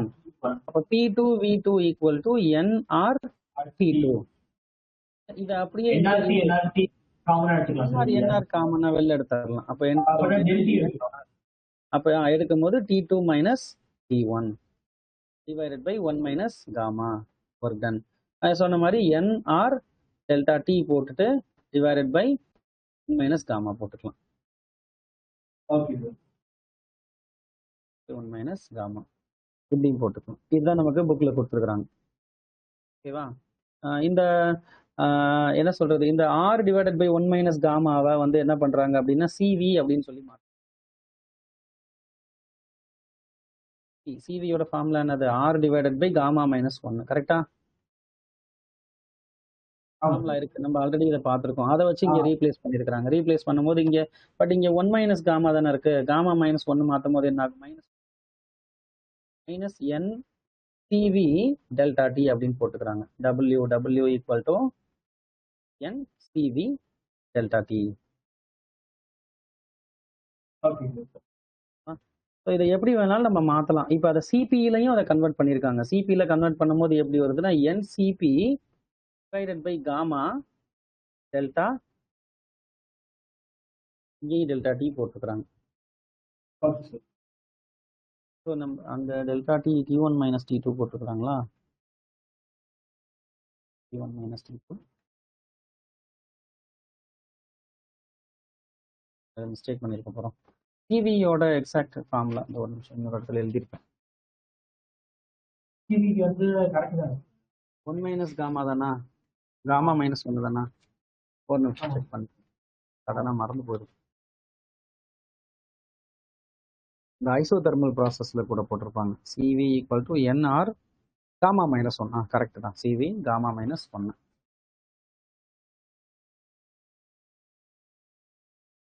என்ன வரும் சிபி? அது மைனஸ் தான் வரணும், இங்கே மைனஸ் வரணும்.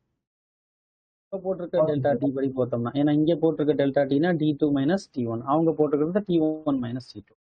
ஓகேவா? இதை நான் மாற்றி போட்டேன் அப்படின்னா என்ன வரும்? ஆக்சுவலி டெல்டா டின்றது டெல்டா டி டி2 மைனஸ் டி1.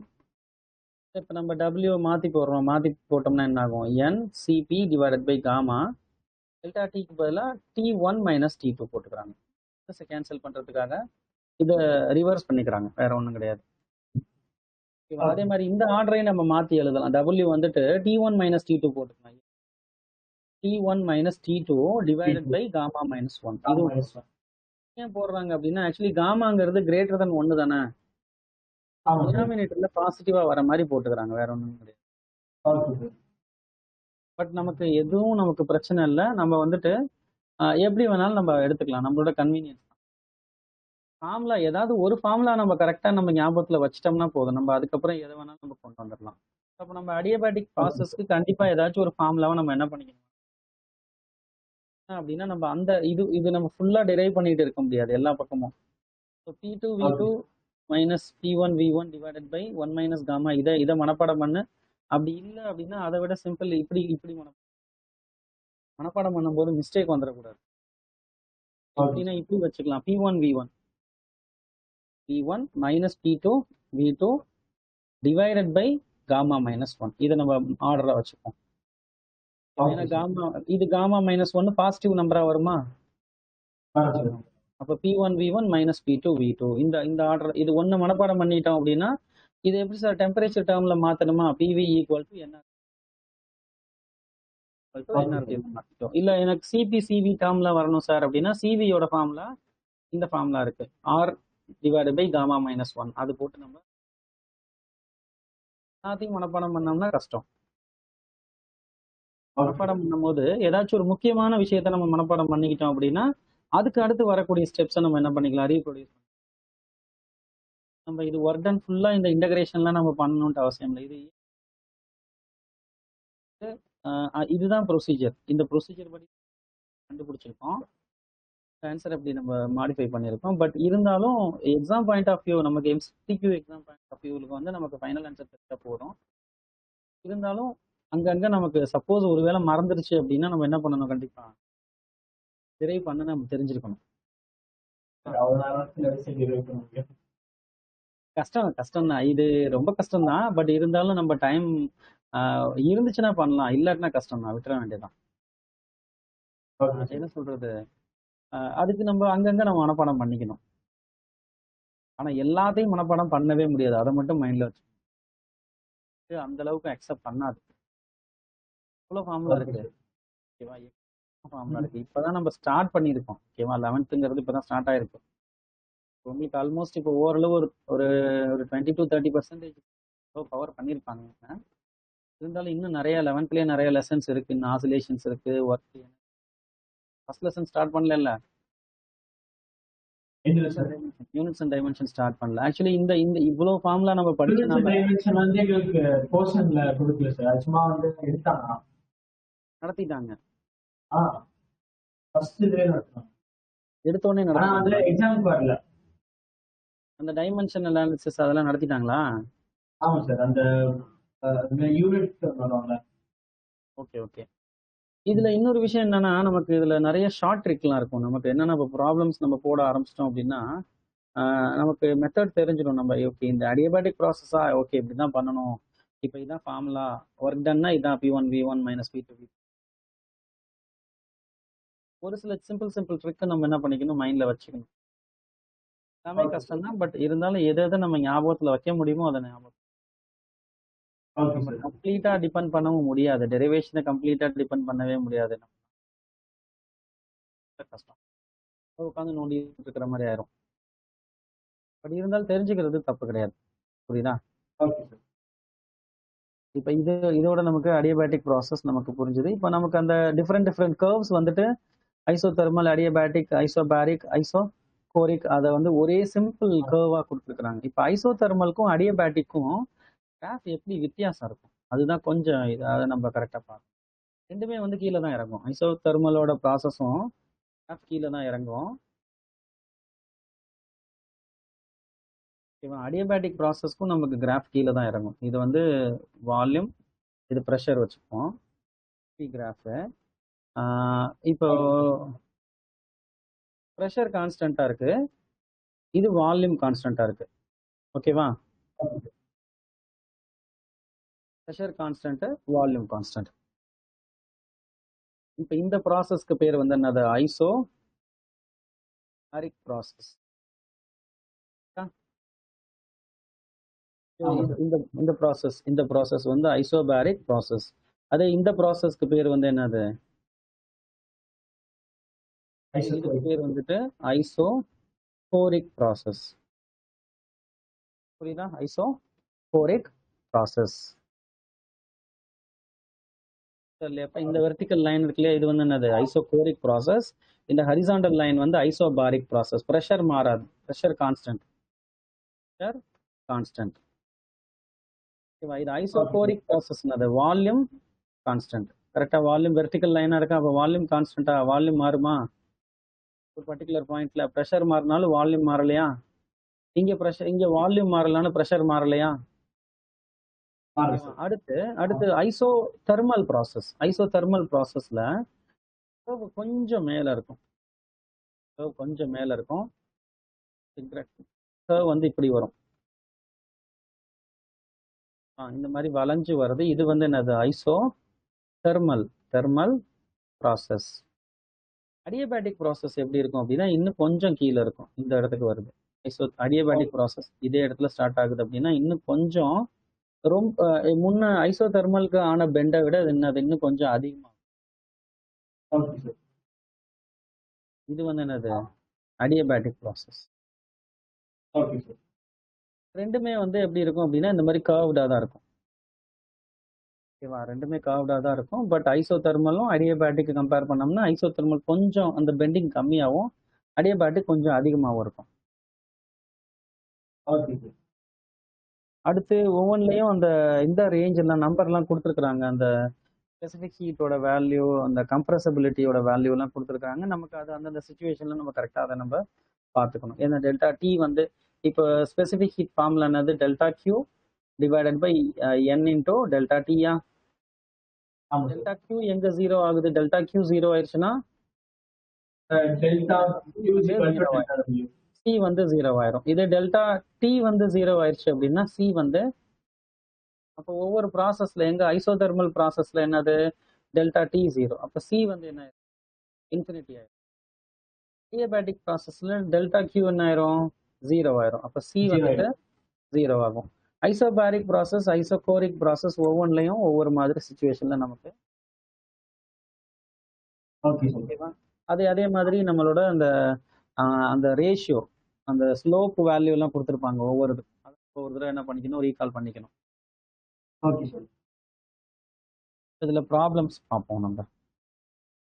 ஓகே.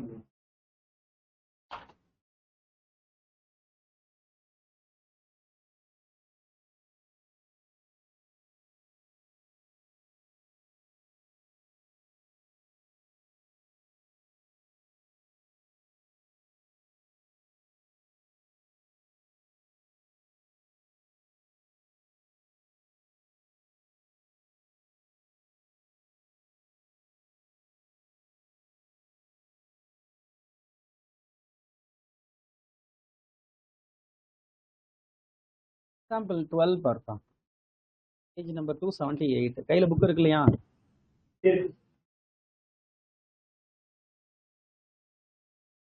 278 எக்ஸாம்பிள்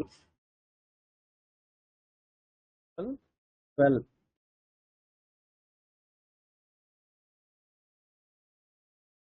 இந்த கொஸ்டினை பொறுத்த வரைக்கும் ஆமா இது வந்து இதுதான் தெர்மோடைனமிக்ஸ்ல volume 8 volume 28.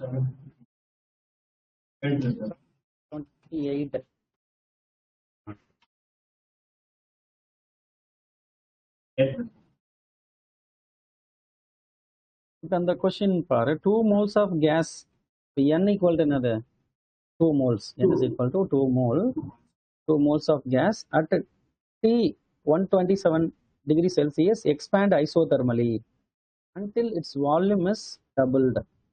Calculate the amount of work. அப்போ இந்த ப்ராசஸ் வந்து என்னது ஐசோதெர்மல் ப்ராசஸ்.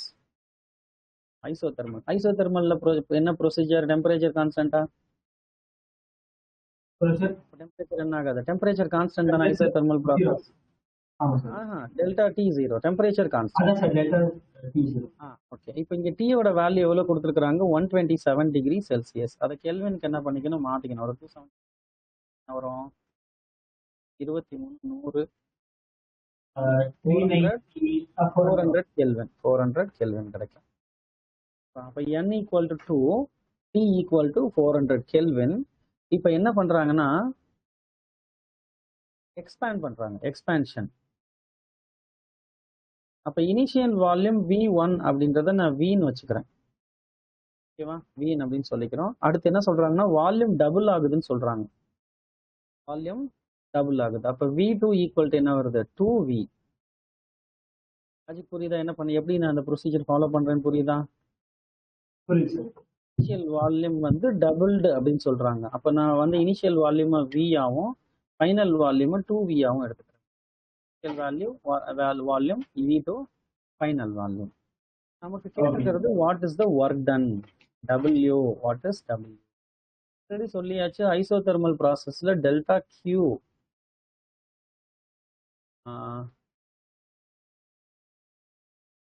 அது W அப்படின்றது P இன்டூ டிவி. நம்ம இன்டகிரேட் பண்ணி கண்டுபிடிக்கணும். ஞாபகம் இருக்கா? நம்ம ஒரு ஃபார்முலா சொல்லியிருக்கோம். இதுக்கு இன்டகிரேட் பண்ணி கண்டுபிடிக்கும் போது இப்போ இதோட ஃபார்முலா என்ன அப்படின்னா W equal to 2.303 R T log of V2 by V1 log of V2. இதோட ஃபார்முலா இதுக்கு ஐசோதெர்மல் ப்ராசஸ்க்கு. ஓகே. இந்த delta W equal to PdV DWன்னு வச்சுக்கலாம். ஒரு இடத்துல டெல்டா ஒரு இடத்துல அப்படி மாற்றி வைக்கக்கூடாது, ரெண்டுமே DW ஈக்குவல் டு PdV. இப்போ இதை நம்ம இன்டகிரேட் பண்ணால் நமக்கு என்ன கிடைக்கும்? 2.303 NRT log V2 by V1 கிடைக்கும். புரியுதா? ஓகே. இப்போ இந்த 2.303 n வந்து எவ்வளோ அப்படின்னா 2 கொடுத்துருக்குறாங்க. கேஸ் கான்ஸ்டன்ட் 8.3, டெம்பரேச்சர் வந்து 400 கெல்வின். இப்போ லாக் T2 வேல்யூ என்னது? 2V. T1 வேல்யூ என்ன? Value V. V என்ன ஆயிரும்? கேன்சல் ஆயிரும். லாக் வேல்யூ வந்து மேக்ஸிமம் நமக்கு ஆக்சுவலி இந்த ப்ராப்ளமே வர்றது டவுட் தான். ஓகேவா? இவங்க வந்துட்டு எப்படின்னா கண்டிப்பா அப்படி இந்த ப்ராப்ளம் கேட்டாங்கன்னா லாகோட வேல்யூ கொடுத்து தான் ஆகணும், வேற வழியே இல்லை. இது பண்ண முடியாது. லாக் டேபிள் அலௌடு கிடையாது. ஓகேவா? அப்போ இது ப்ரீவியஸ் இயர் கொஸ்டின்ஸ்ல பார்த்துருந்தோம் அப்படின்னா இந்த மாதிரி வேல்யூஸ் கண்டிப்பா கொடுக்கறதுக்கு வாய்ப்பு. அப்படி இல்லைன்னா மேக்ஸிமம் என்ன பண்ணினா பிராக்கெட்ல கொடுத்துருவாங்க, லாக் 2 வேல்யூ அப்படின்னு சொல்லி கொடுத்துருவாங்க. 303 2 into 8.3 into 400 லாக் 2 வேல்யூ வந்து பார்த்தோம்னா 0.3010. லாக் இது நம்ம மனப்பாடம்லாம் பண்ண முடியாதுப்பா. எத்தனை வேல்யூ நம்ம மனப்பாடம் பண்ண முடியும்? கஷ்டம். மேக்ஸிமம் இந்த கொஸ்டின் வந்து வர்றது கஷ்டம். அதாவது ஈஸியாக லாக் எடுக்கிற மாதிரி கொடுப்பாங்க. இல்லை 10 லாக் 10னா 1 வரும். லாக் 100 நேற்று சொன்னாலே லாக் 100 அப்படின்னா 2 வரும். அந்த மாதிரி multiples of 10s R 100s கொடுத்துட்டாங்கன்னா பிரச்சனை இல்லை. எனி மற்ற other than multiples of 10s 100s log table வேணும், இல்லைன்னா கால்குலேட்டர் வேணும். ரொம்ப கஷ்டமான ப்ராசஸ் தான். இது ஈஸியான ப்ராசஸ். இது ஃபுல்லாக எல்லாத்தையும் என்ன பண்ணணும்? நம்ம மல்டிப்ளை பண்ணணும். மல்டிப்ளை பண்ணால் நமக்கு ஆன்சர் கிடைக்கும். சரி, இப்போ மேக்ஸிமம் இந்த மாதிரி கொஸ்டின்ஸ் வந்துட்டு நமக்கு சிபிஎஸ்சி அவாய்ட் பண்ணுறதுக்கு சான்சஸ் இருக்கு. லாக் வச்சு வரனால என்ன பண்ண முடியும் அப்படின்னா நம்மளால போட முடியாது. ப்ரீவியஸ் இயர் கொஸ்டின்ல நம்ம பார்த்தோம்னா தெரியும் இந்த மாதிரி லாக் வச்சு கேட்டுருக்காங்களா இல்லையான்ட்டு. மேக்ஸிமம் அவங்க என்ன பண்ணிருப்பாங்கன்னா அவாய்ட் பண்ணிருப்பாங்க. ஓகே நமக்கு எதிர்பார்க்க முடியாது. ஒருவேளை இந்த பிராக்கெட்ல கொடுத்துட்டு கூட நமக்கு கொடுத்தாலும் கொடுக்கலாம். இதை நம்ம மல்டிப்ளை பண்ணோம்னா 4.6 10 பவர் 3 ஜூல்ஸ் கொடுத்துருக்காங்க. பட் அது பிரச்சனை கிடையாது. நம்ம இதை மல்டிப்ளை பண்றதுக்கு நமக்கு டைம் வேணும். சரியா? நம்ம கண்டிப்பா டைம் ஸ்பெண்ட் பண்ணி அதை நம்ம மல்டிப்ளை பண்ணணும். ஓகே சார் இல்லைன்னா நமக்கு என்ன ஆயிரும் அப்படின்னா ரொம்ப கஷ்டமா இருக்கும். ஈஸியா உடனே ஆன்சர் வராது. ஓகே நம்ம ப்ராக்டிஸ் பண்ணா மட்டும்தான் வரும். நம்ம என்ன பண்ணணும், கொஞ்சம் டைம் ஸ்பெண்ட் பண்ணி நம்ம மல்டிப்ளிகேஷன் பண்ணி நம்ம பார்க்கணும். ஓகே சார் சரிப்பா. இப்போ அடுத்து இந்த நம்பர் 13 கொஸ்டின் நம்பர் 13ல வந்து ஒரு கிராஃப் கொடுத்துருக்காங்க. கிராஃப் கொடுத்துருக்காங்க. 13 சார் ஆமாப்பா 13 எக்ஸாம்பிள் 13 பாத்துறேன் கிராஃப் கொடுத்துருக்காங்க. அதுல ஒரு 3 ப்ராசஸ் நடக்குது. A to B, C to C and C to A. ஓகேவா? இப்போ டோட்டல் ஹீட் என்ன அப்படின்னு சொல்லி கேட்குறாங்க. ஹீட் என்ன அப்படின்னு சொல்லி கேட்குறாங்க. இப்போ இது ஒவ்வொன்றும் என்னென்ன ப்ராசஸ் அப்படின்றத நம்ம ஐடென்டிஃபை பண்ணணும். ஓகேவா? என்ன ப்ராசஸ் அப்படின்றத ஐடென்டிஃபை பண்ணணும். இப்போ நம்ம ஸ்டெப் பை ஸ்டெப் நம்ம பிரிச்சு பண்ணுவோம். இது அவசரப்பட்டு இது பிவி கிராஃப் கிடையாது. முக்கியமான விஷயம் இது பிவி டயக்ராம் கிடையாது. ஒர்க் டன் கண்டுபிடிக்கிறதுக்கு பிவி டயக்ராம் தான் நமக்கு வேணும். ஓகேவா? இங்க பிவி கிராஃப் கொடுக்கல. இது வந்து எக்ஸாம்பிள் 13 ஆமாம் சார் எக்ஸாம்பிள் 13 என்ன கொடுத்துருக்காங்க? Figure shows ABCA performed on ideal case. Find the net heat given to the system during the process. Heat எவ்வளோ நமக்கு ஜென்ரேட் ஆயிருக்கு அப்படின்றத கேட்குறாங்க. ஃபர்ஸ்ட் இந்த ப்ராசஸ் வந்து என்னது? Cyclic process. அண்டர்ஸ்டாண்ட் பண்ணுவோம். நமக்கு என்ன இருக்கு? ஒரு விடி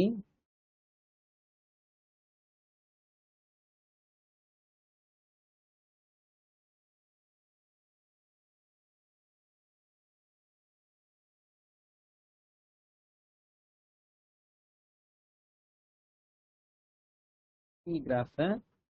இப்போ இந்த கரஸ்பாண்டிங் வேல்யூ வந்து என்னது? V1 கொடுத்துருக்காங்களா? இது V1. இந்த வால்யூம் வந்து V2. இந்த டெம்பரேச்சர் வந்து T1. இந்த டெம்பரேச்சர் T2. இது A, ABC. அப்ப AB CA அப்படின்றது ஆக்சுவலி நம்மளோட அந்த பாத். ஓகேவா? இந்த A to B ஒரு ப்ராசஸ், B to C ஒரு ப்ராசஸ், C to A ஒரு ப்ராசஸ். இப்போ நான் A to B நான் பார்க்குறேன். A to B என்ன ப்ராசஸா இருக்கும்னு யோசிச்சு பாருங்க. வால்யூம் எப்படி இருக்கு? அதுதான் ஆனால் சைக்ளிக் ப்ராசஸ் என்ன சார்? Cyclic process. இந்த ஃபுல் சிஸ்டம் ஃபுல் ப்ராசஸஸ் எல்லா ப்ராசஸ் சேர்த்தோம்னா சைக்கிள் ப்ராசஸ். நம்ம A to B மட்டும் பார்ப்போம். நம்ம ஒன்னா தான் வால்யூம் சேஞ்ச் ஆகும். நம்ம கண்டுபிடிக்க போறது வந்து நெட் ஹீட். ஹீட்னா என்ன இருக்கும்? டோட்டலா நமக்கு என்ன அப்படின்றத நம்ம பார்க்க போறோம். ஓகேவா? சரி. இப்போ இதுல முக்கியமான விஷயம்னா இது ஒரு சைக்கிளிக் ப்ராசஸ். சைக்கிளிக் ப்ராசஸை பொறுத்த வரைக்கும் டெல்டா யூ என்ன ஆயிரும் அப்படின்னா 0 ஆயிரும். சைக்கிளிக் ப்ராசஸ்ல டெல்டா யூ 0 நான் நேற்றுக்கு சொன்னேன். அதாவது நமக்கு இனிஷியல் ஸ்டேட்டும் ஃபைனல் ஸ்டேட்ஸ் சேமா இருக்கு. அப்போ நமக்கு என்ன ஆயிரும் அப்படின்னா சேம் டெம்பரேச்சருக்கு என்ன ஆயிரும்? நமக்கு சேம் டெம்பரேச்சர் போயிட்டு அதே டெம்பரேச்சருக்கு திருப்பி ரிட்டர்ன் வந்துருச்சா? T1K வந்துருச்சு இல்லையா? அப்போ டெல்டா டி என்ன ஆயிரும்? Through out the entire cyclic ப்ராசஸ்க்கு delta T 0. But A to Bக்கு டெல்டா டி 0வா? கிடையாது. புரியுதா? நம்ம ஓவரால் ப்ராசஸ்க்கு பார்க்கும்போது டெல்டா யூ 0. அப்போ எனக்கு ஹீட் டெல்டா கியூ என்னன்னு கேட்குறாங்க. நெட் ஹீட் என்ன அப்படின்னு சொல்லி கேட்குறாங்க. Delta Q. இப்போ தெர்மோடைனமிக்ஸ் ஃபார்முலா என்னது? First law delta Q equal to delta U plus delta W. Net heat வந்து நெட் இன்டர்னல் எனர்ஜி என்ன ஆயிடுச்சு? 0 ஆயிடுச்சா? அப்போ என்னோட டெல்டா கியூ யாரு அப்படின்னா டோட்டல் ஒர்க் டன் தான். நெட் ஹீட் ப்ரொடியூஸ்ட் என்னது? Delta W. அப்போ டெல்டா டபிள்யூவை நம்ம எப்படி நம்ம டிஸ்கிரைப் பண்ண முடியும்? டெல்டா டபிள்யூ அப்படிங்கிறது இல்லைன்னா டபிள்யூன்னே வச்சுக்கலாம். டபிள்யூன்னு வச்சுக்கலாம். W1 plus W2 plus W, இது W1 இது W2, இந்த ப்ராசஸ்க்கு வர்றது என்னது W3. புரியுதா? A to Bங்கிறது ஒரு ஒர்க் டன், B to Cங்கிறது ஒரு work done, C to A அப்படின்றது மூணாவது ஒர்க் டன். அப்ப எனக்கு 3 ஒர்க் டன். இதுல முக்கியமான விஷயம் A to Bங்கிறது கான்ஸ்டன்ட் வால்யூம் ப்ராசஸ். அப்ப W1 என்ன ஆயிரும் அப்படின்னா 0 ஆயிரும். சொல்ல முடியுமா? நம்ம இதை கால்குலேட் பண்ணணும்ட்டு அவசியமே இல்லை. W1 0. ஓகேவா? அடுத்து B2C பார்க்குறோம். B2C இது என்ன ப்ராசஸ் அப்படின்னா, இங்க பாரு டெம்பரேச்சர் கான்ஸ்டன்டா இருக்கா, T2 கான்ஸ்டன்ட். புரியுதா? டெம்பரேச்சர் T2 இந்த ப்ராசஸ், இந்த வால்யூம் நம்மளுக்கு இன்க்ரீஸ் ஆகுது, வால்யூம் இன்க்ரீசஸ், பட் டெம்பரேச்சர் என்னது கான்ஸ்டன்ட். டெம்பரேச்சர் கான்ஸ்டன்ட்னா இது என்ன ப்ராசஸ்? ஐசோதெர்மல் ப்ராசஸா? ஆமா சார், ஐசோதெர்மல் ப்ராசஸ். அப்ப ஐசோதெர்மல் ப்ராசஸோட ஒர்க் டன் என்னது? 2.303 nRT log V2 by V1. கரெக்டா? நமக்கு W2 ஓட ஃபார்முலா.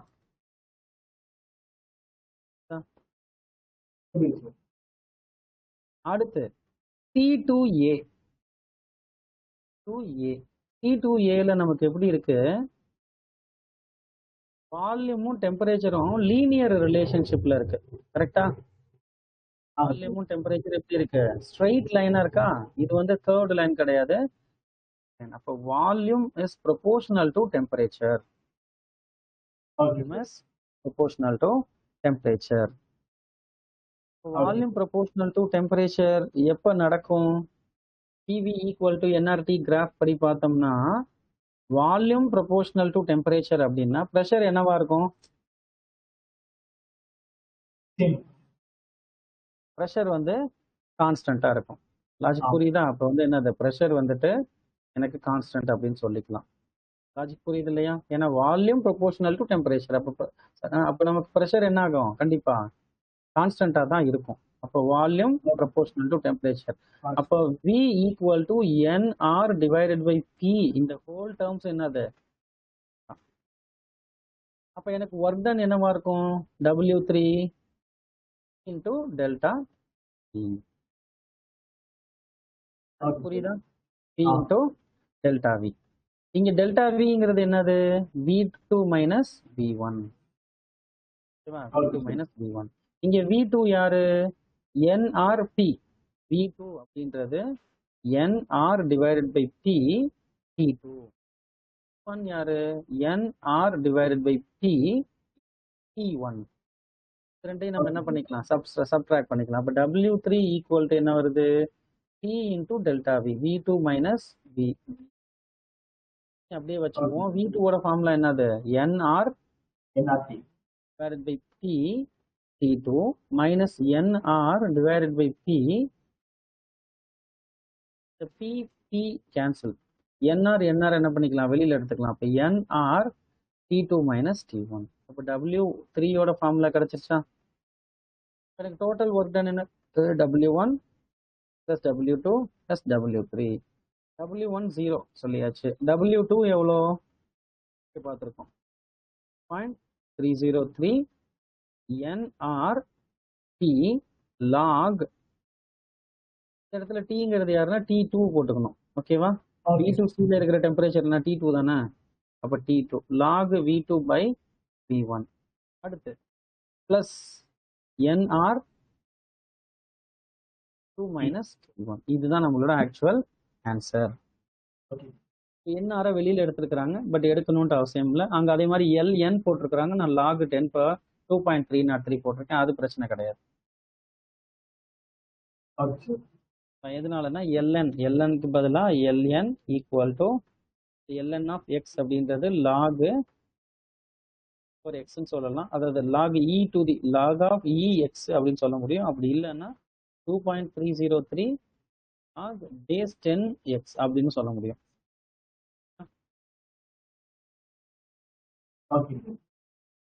அப்போ இந்த ப்ராசஸ் இப்போ பாரு, ஆக்சுவலி இந்த கொஸ்டின்ல ஒண்ணுமே அவங்க கொடுக்கல, எந்த ஹிண்ட்டுமே அவங்க கொடுக்கல. ஏதாச்சும் கொஸ்டின்ல சென்டென்ஸ் கொடுத்துருக்காங்களான்னு பாரு, எதுவுமே கொடுக்கல.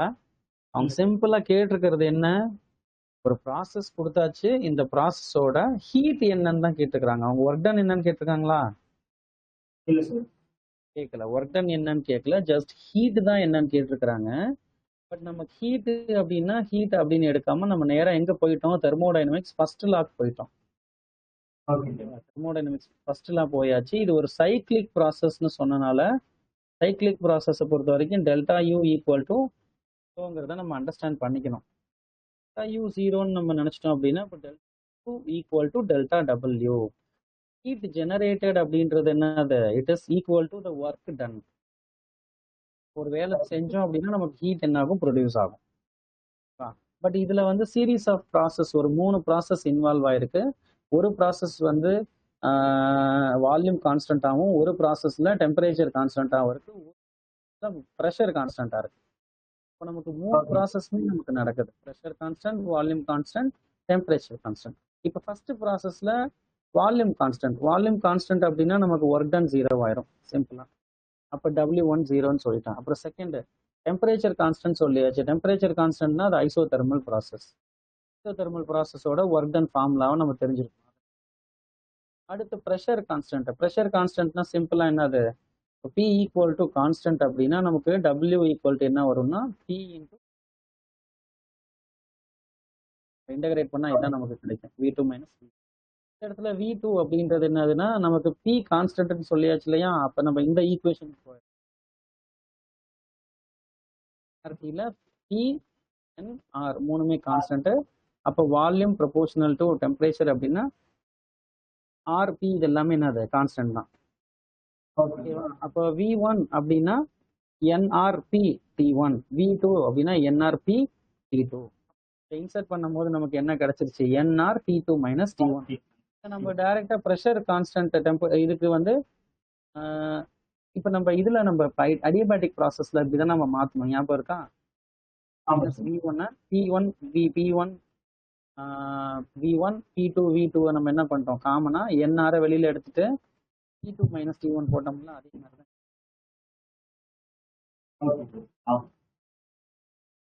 அங்க வந்து ரெண்டுமே P1 P2 வேற வேறையா இருந்துச்சு. இங்க P வந்து என்னது? ரெண்டுமே கான்ஸ்டன்ட்ங்கறதுனால P எல்லாமே கேன்சல் ஆயிடுச்சு, வேற ஒண்ணும் கிடையாது. இந்த ஃபுல் லென்த் ஈக்குவேஷன் தான் நமக்கு என்னது?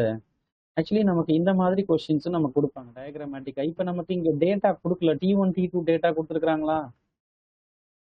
T1 T2 V1 V2 கொடுத்தாங்கன்னா நம்ம என்ன பண்ணிடலாம்? ஆக்சுவலா இந்த வேல்யூ எல்லாத்தையும் எல்லாமே கால்குலேட் பண்ணி நம்ம இந்த ஒர்க் டவுனோட வேல்யூ என்னங்கிறத நம்ம ஈஸியா போட்டு சொல்லிட முடியும். ஓகேவா? அடுத்து எக்ஸாம்பிள் 15 பார்ப்பா. எக்ஸாம்பிள் 15.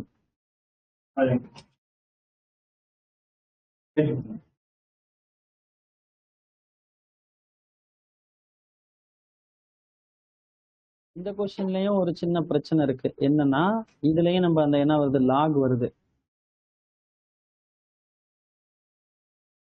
லாக் வருது. அப்புறம் அது இல்லாம நமக்கு கொஞ்சம் அந்த எக்ஸ்பனன்ஸ்ல கொஞ்சம் நம்பர் வந்து வித்தியாசமா வருது.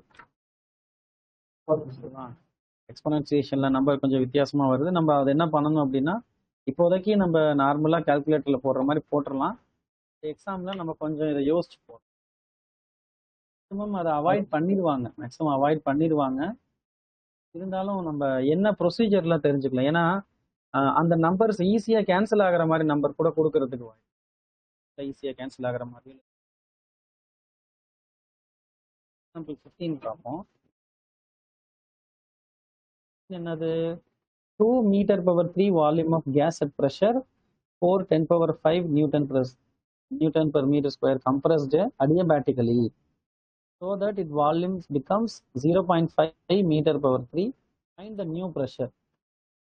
Compare with the pressure that would result if the comparison was isothermal. Calculate work done in each process. Gamma equal to 1.4. Step by step நம்ம பிரேக் பண்ணுவோம். இனிஷியல் வால்யூம் எவ்வளவு சொல்லியிருக்காங்க? Initial volume 2 metre power 3. Final volume என்னது? 0.5 metre power 3. ஓகேவா? 0.5 metre power 3. Initial pressure எவ்வளவு கொடுத்துருக்காங்க? P1 equal to 4 into 10 power 5 newton per metre square. Newton per metre square. என்ன கேட்டிருக்காங்க அப்படின்னா கம்ப்ரஸ்டு அடியபேட்டிக்கலி, அடியபேட்டிக்கா கம்ப்ரஸ் பண்றாங்க. Adiabatic compression, adiabatic compression. Adiabatic compression அப்படின்னும் போது நமக்கு என்ன வேல்யூ அப்படின்றாங்க. ப்ரெஷரோட வேல்யூ என்ன, P2 நியூ ப்ரெஷர் என்னன்னு கேட்குறாங்க. அடுத்து இதே ப்ராசஸை நான் வந்து ஐசோதெர்மல் கம்ப்ரெஷன்ல பண்றேன். ஐசோதெர்மல் கம்ப்ரெஷன்ல பண்றேன் அப்படின்னா இப்போ எனக்கு P2 என்னவா இருக்கும்? ஓகேவா, அது புரியுதா? அடுத்து இப்போ இந்த ரெண்டு கேஸ்க்கும் ஒர்க் டன் என்ன, இதுக்கும் ஒர்க் டன் என்ன, இதுக்கும் ஒர்க் டன் என்ன. ஐசோதெர்மல் ஒர்க் டனுக்கு என்ன நமக்கு ஃபார்முலா, அடியபேட்டிக் ஒர்க் டனுக்கு என்ன ஃபார்முலா. இப்போ நம்ம அடியபேட்டிக்ல ஃபார்முலாக்கு வேணும் அப்படின்னா நமக்கு காமா தெரியும். காமா வந்து 1.4ன்னு அவங்களே கொடுத்தாங்க. அப்போ அடியபேட்டிக் ப்ராசஸ் என்னது, P1 V1 gamma equal to P2 gamma. இப்போ நமக்கு என்ன வேணும், P2 தானே வேணும். P2க்கு நான் சால்வ் பண்ண என்ன கிடைக்கும், P2 equal to P1 V1 by V2 whole power gamma. P1 எவ்வளோ, 4 into 10 power 5. V1 எவ்வளோ, 2, V2 வந்து 0.5. 2 divided by 0.5 power 1.4. ஓகேவா. இப்போ இந்த கால்குலேஷன் பண்றது நமக்கு கொஞ்சம் கஷ்டமான வேலை தான். ஈஸியா என்ன பண்ண முடியாது, கால்குலேட் பண்ண முடியாது. மேனுவல் ஒர்க்கு கண்டிப்பா ஒர்க் அவுட் ஆகாது, நமக்கு கால்குலேட்டர் வேணும். இப்போ ஃபைனல் ஆன்சர் P2 என்ன கொடுத்துருக்காங்க அப்படின்னா 2.8 power newton per metre square கொடுத்துருக்காங்க. per metre square. அப்போ எனக்கு நமக்கு ப்ரெஷர் என்ன ஆயிருக்கு, இன்க்ரீஸ் ஆயிருக்கா? இன்க்ரீஸ் தான் ஆகும். கம்ப்ரெஷன் பண்ணாவே நமக்கு ப்ரெஷர் என்ன ஆகும், இன்க்ரீஸ் தான் ஆகும். ஓகேவா. இது வந்து அடியபேட்டிக்ல. ஐசோதெர்மல் கம்ப்ரெஷன்ல என்ன வரும், P1 V1 equal to P2 V2. இதுதான் நமக்கு என்னது ஐசோதெர்மல் கம்ப்ரெஷன். இப்போ ஐசோதெர்மல் கம்ப்ரெஷனோட வேல்யூ என்னன்னு பார்ப்போம். P2 ஈக்குவல் டு என்ன வரும், P1 V1 by V2. V1 value எவ்வளோ, 4 into 10 power 5. V1 value 2 divided by 0.5. மேலே கீழே 2ஆல் மல்டிப்ளை பண்ணோம்னா 4 4 16 16 into 10 power 5 newton per metre square. இப்போ ரெண்டு வேல்யூ கால்குலேட் செக் பண்ணி பாரு. ஐசோதெர்மல் கம்ப்ரெஷனுக்கும் அடியபேட்டிக் கம்ப்ரெஷனுக்கும் எவ்வளோ வித்தியாசம். ஐசோதெர்மல் கம்ப்ரெஷன் ப்ரெஷர் கம்மியாகவும் அடியபேட்டிக் அதிகமா இருக்கு இல்லையா, அதிகமா இருக்கு. அது வந்து 10 power 6ல இருக்கு, இது 10 power 5ல தான் இருக்கு. அடுத்து நெக்ஸ்ட் இப்போ வந்து ஒர்க் டன் கேட்டிருக்கிறாங்க. எப்படி ஒர்க் டன் ஃபார்முலா என்னது, ஐசோதெர்மல் ஒர்க் டன் போவோம். ஐசோதெர்மல் ஒர்க் டன் என்னது 2.303 N6T ஆக V2 by V1. எத்தனை மோல் கொடுத்துருக்குறாங்க சொல்லியிருக்காங்களா, எதுவுமே சொல்லலை அப்படின்னா N ஈக்குவல் டு 1 தான் எடுத்துக்கணும். அவங்க வந்து ரெப்ரசன்ட் பண்ணவே இல்லை. ஓகேவா, எதுவுமே கொடுக்கல அப்படின்னா நம்ம 1 மோலுக்கு தான் எடுத்துக்க போறோம். ஆரோட வேல்யூ என்னது, கேஸ் கான்ஸ்டன்ட் 8.3 3 இல்லை 8.314 அந்த மாதிரி போட்டுக்கணும். ஓகேவா. அடுத்து நம்ம மற்ற வேல்யூலாம் இன்சர்ட் பண்ணா நமக்கு ஆன்சர் ஈஸியாக கிடைச்சிடும். ஓகேவா. இந்த லாக்ல போடும்போது மட்டும்தான் நமக்கு கொஞ்சம் பிரச்சனை.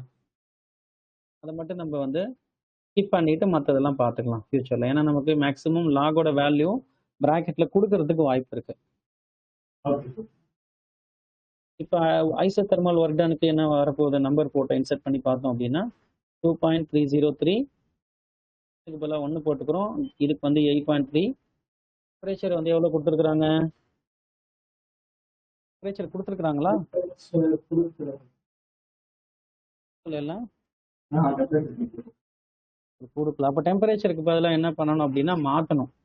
NRTக்கு பதிலாக திருப்பி P1 V1 எடுத்துக்கலாம். அதாவது P1 V1 equal to NRT தான். அது புரியுதா? புரியுது சார். என்ஆர்டிக்கு பதிலாக என்ன பண்ண போறோம்? P1 V1 எடுத்துக்கலாம். Okay sir. அந்த நம்ம என்னோட வேல்யூ கூட நம்ம இன்சர்ட் பண்ண தேவையில்ல. Okay sir. கூட போட வேணாம்.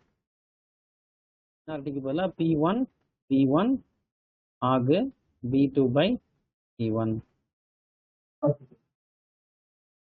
இப்போ நம்ம இங்கே இன்சர்ட் பண்ணுவோம். P1 V1 எவ்வளோ? P1 value 0.3026. P1 வந்துட்டு 2. ப்ரெஷர் வந்துட்டு 4 × 10⁵ 4 × 10⁵. V1 வந்து 2. 2 அடுத்து log divided by 0.5. 2 divided by 0.5. Sir இதுல வந்து 0.5 divided by 2 எடுத்துக்கோங்க. 4 0.5 divided by 0. போட்டோம் 2 divided by 0.5 போட்டோம்னா 4 கிடைக்குமா? log 4 கிடைக்கும். ஆமாம் சார். log of 4 கிடைக்கும். log of 4 வந்துட்டு இப்போ ஒரு டேபிளில் நமக்கு ஒரு வேல்யூ இருக்கும். லாக் டேபிளில் கெமிஸ்ட்ரி புக் வச்சுருந்தீங்கன்னா அதில் கூட செக் பண்ணலாம். நம்ம நெட்டில் கூட என்ன பண்ணிக்கலாம், பார்த்துக்கலாம். log 4க்கு பார்த்து சொல்கிறேன். Okay sir.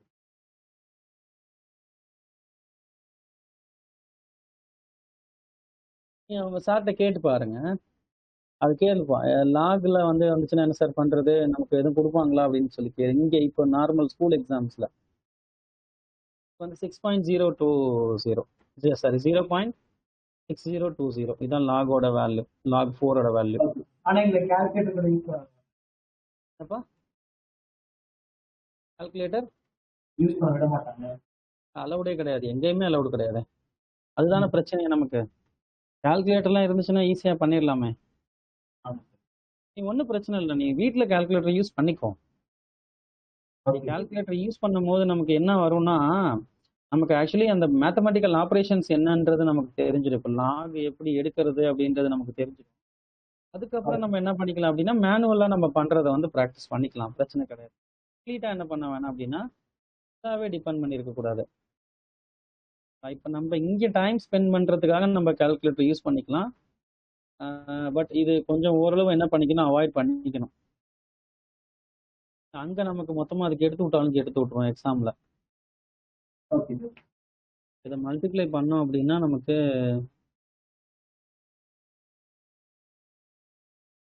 0.1 10⁶ கிடைக்குது. 0.1 10⁶. சாரிப்பா, ஒரு சின்ன மிஸ்டேக் பண்ணிட்டேன்னு நினைக்கிறேன். லாக் V2 தானே இது, 2 V1 தானே இது, நம்ம மாற்றி போட்டேன் பாரு. அதான் சார் சொன்னேன் கீழே அதில் வந்து 0.5 divided by 2 எடுத்துக்கோங்க. மிஸ்டேக் போட்டேன். ஓ அதுதான் சொல்ல வந்தியா நீ? 0.5 divided by 2, 0.5 divided by 2னா 0.5 எப்படி எழுதலாம்? அது 1/4 தானே, லாக் ஆஃப் 1/4. லாக் ஆஃப் 1/4னா அது இன்னும் கொஞ்சம் காம்ப்ளிகேட்டடான ப்ராசஸ் தான், நெகட்டிவ்ல வரும். லாக் ஆஃப் 1, அப்போ லாக் ஆஃப் 1/4 அப்படின்னா இந்த லாக் 1 மைனஸ் லாக் 4 அப்படின்னு சொல்லி பிரிக்கணும். பட் இதில் ஒரு சில ப்ரொசீஜர் இருக்குது. இது வேணாம், நான் நேரடியாகவே ஆன்சரே சொல்லிடுறேன்.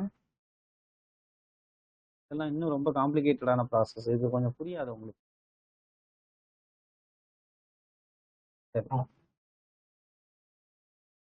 லாக் ஆஃப் 0.5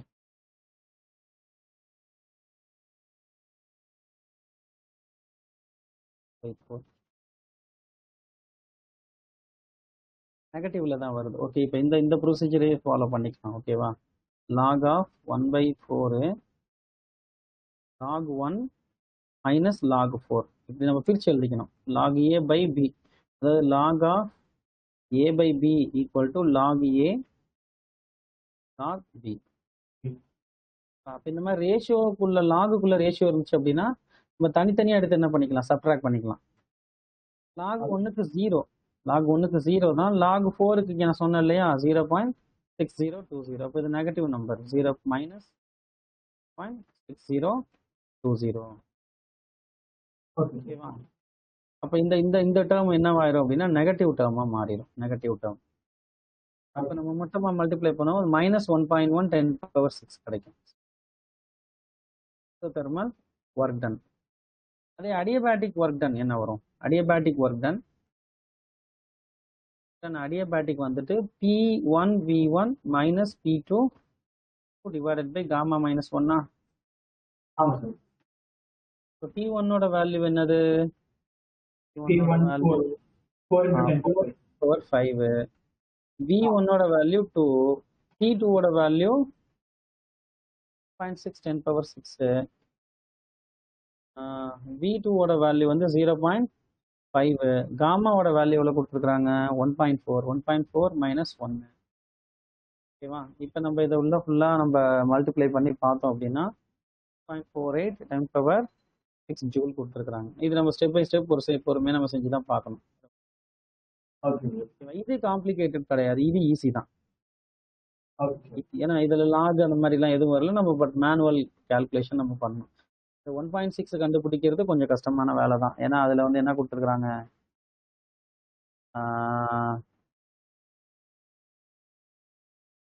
1.6 தானா? மாத்தி போட்டனா? 1.6 2.8. சாரிப்பா, ஒரு மிஸ்டேக் பண்ணிட்டேன்னு நினைக்கிறேன். இங்க P2 மைனஸ் V2 இது இப்படி போடணும் போல, மாத்தி போட்டேன். P2 P2 வந்துட்டு 1.6ன்னு போட்டேன் நான் தப்பு போலயே.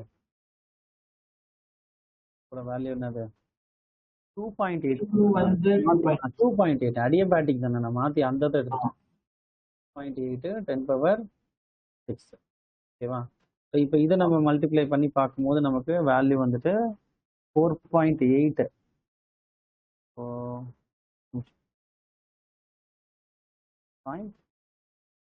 4.8 தான். 4.8 1.48 10 பவர் 6. ஓகேவா?